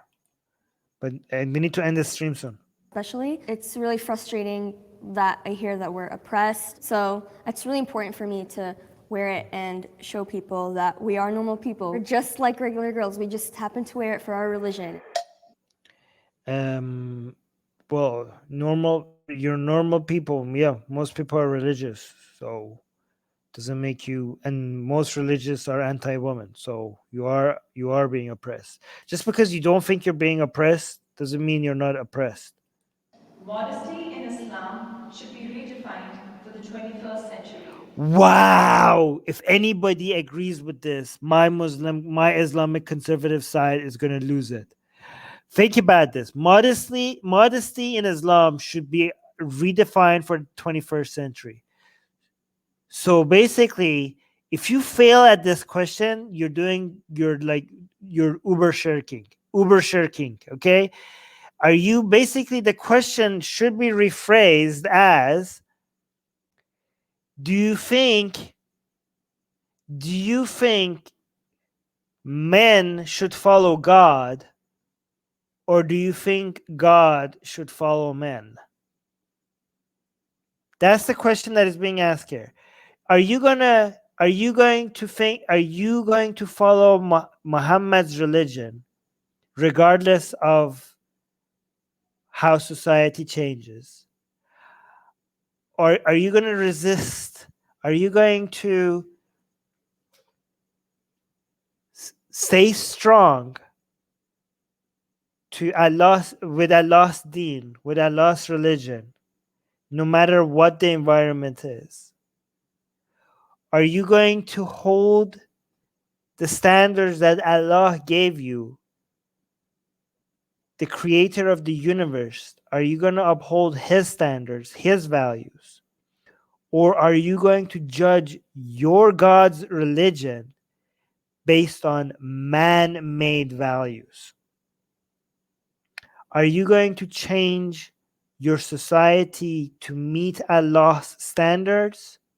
Or are you going to change Allah's standards to meet modern society? Is Islam supposed to change for modernity? Or are you going to resist modernity to keep Islam? These are all the questions that are being asked here. Oi. I don't know. Look, she believes, she's like, she thinks Allah, she thinks Allah should bend the knee to modernity. Oh, thank you. This is what they're saying. They're saying Allah should bend the knee to modernity. They think modern humans know better than Allah. That's what they're saying. Of course. It has to do with lifestyle choices and things like Oh that. my So, God. for example, like, women didn't start working until when? Not very long ago. Yeah, a couple of decades ago, life was very different then. Culturally speaking, we should change. But religiously speaking, how much can you really change? Like, Islam gives women so much. It allows us to be whoever we want, act however Oh my God. I don't know what religion you're talking about, because that's not Islam. we want, do whatever we want, and keep our income and stuff like that. Modesty is just a really broad term. I totally understand Yeah, you're supporting modesty culture and you're like acting like you're not. where you're coming from. But I definitely think that staying stuck in the same mindset can be very You're talking about Allah's mindset. Lady. You're talking about Allah's mindset. You're supposed to be stuck in Allah's mindset. Allah's mindset transcends space and time. very damaging. You know, I can't be like, it was done like this, so we have to keep doing it like this. And I also think it changes. It was done like this, like the Quran is like the uncreated word of God that is about, that it transcends space and time. Like, you're not, it's not about it was done like this. It was supposed to be done like that always, forever, before time even existed. Changes from country to country. So like I personally lived in Syria for 7 years, and the things that I can get away with here are not the same things that I can get away with there. And so what they consider modest is different than what we consider modest. Who cares what they think is modest? Syrians, Americans, none of this matters. The only thing that should matter is what Allah thinks is modest and what Allah wants you to do. They're like, oh, things should change because people are relatively based on time. Nobody cares. You shouldn't care. It's Yeah. I think that the human in us, the sinners in us, wants it to change so we can do more. I think low key, we all want to dress a certain way so we can be attractive. And if how you want to present yourself to be attractive is sexual attraction from the opposite sex. If you want that, that's fine, but I think that's what it is, low key. I feel like I don't know what that got to do with the question that was being asked. What did that answer have anything to do with the question being asked? a lot of Islamic scholars sort of just try to relate it to this generation. I think people just try to make it easier based off of how other people are dressed here. Yeah. But it's a test. It's a test from Allah. God was like, do you want the easy way or my way? Allah's way is not the easy way. If you think like, well, this is easier, then you're picking Jahannam over Behesht. Wait, what's the Arabic version? Jannah. Still super clear, and I don't think it should be like altered based off of. Guys, here's the thing. This is not supposed to be easy. If you're not struggling, you're not being tested. If you're not being tested, you don't have an opportunity to get close to Allah. You should want it to be difficult. You know you're getting closer to Allah when Allah tests you. God damn it, I should be an imam. If it's easy, you're not going the right way. we're living in. I would say I don't think it's super clear. Even within the Quran, there's so many interpretations of every single text. So we don't There's so many interpretations. No, lady, there has been some very consistent interpretations. The disagreements from mainstream Islam on the interpretation has been on very small little things. Okay, very small little things. No, this giant multiple interpretations that are all over the place.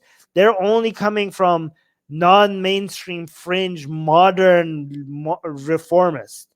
Mainstream Islam, the four Sunni Islamic school of thought, even the 12er Jafari Shia Islam, there's some the parts that you guys are disagreeing. That core hasn't changed for the past 1,300 years. Well, 1,200 years. Okay, so you thinking like, oh, there's so many interpretation. The way you guys think it's all over the place, it's not that all over the place as you think it is. There's some consistency to it.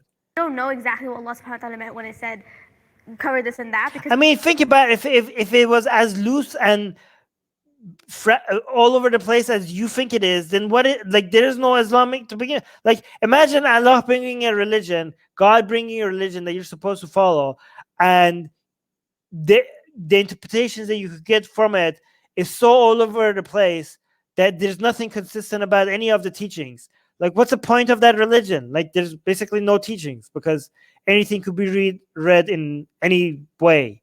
So God communicated his message to you for you to be able to get whatever you can out of it. Like, so what's the point? Like, you might as well not have it. Hey, that sounds a lot like atheism. You might as well just give it all up. Like, if you have a religion that could mean anything to anybody, that sounds like not having a religion at all. One of us, one of us, one of us.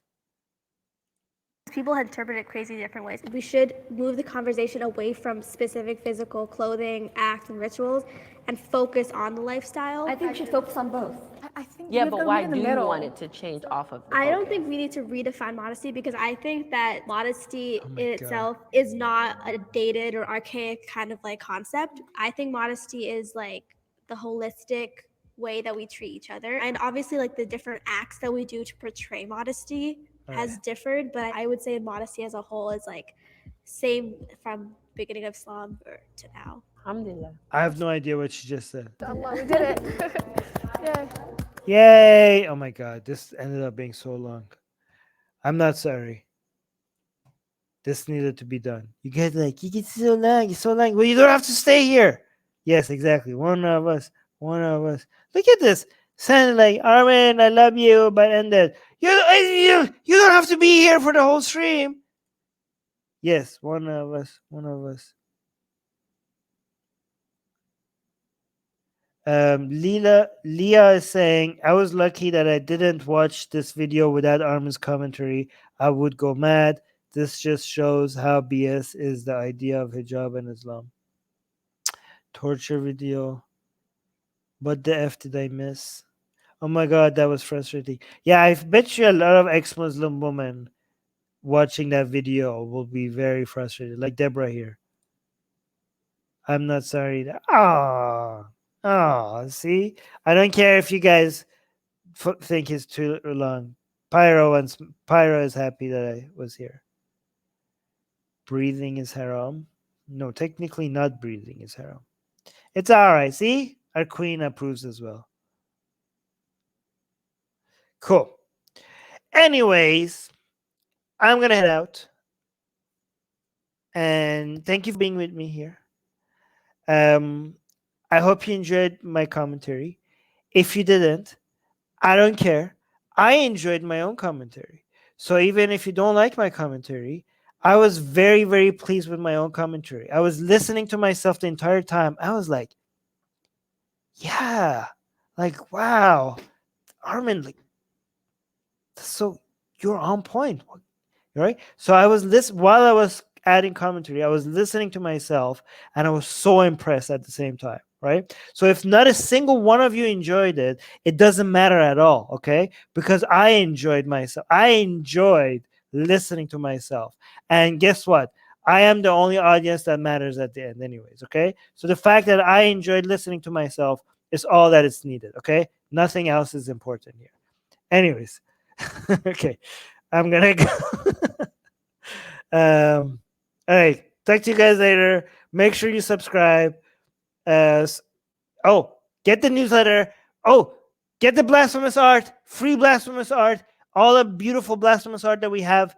We have it for free, safe for work version. If you subscribe to our newsletter, you get my book for free, and you get blasphemous art. You get the ebook of our blasphemous art for free if you subscribe to our newsletter. Get it. Link in the description. All right. Yes, big brain Armin, exactly. All right. Bye.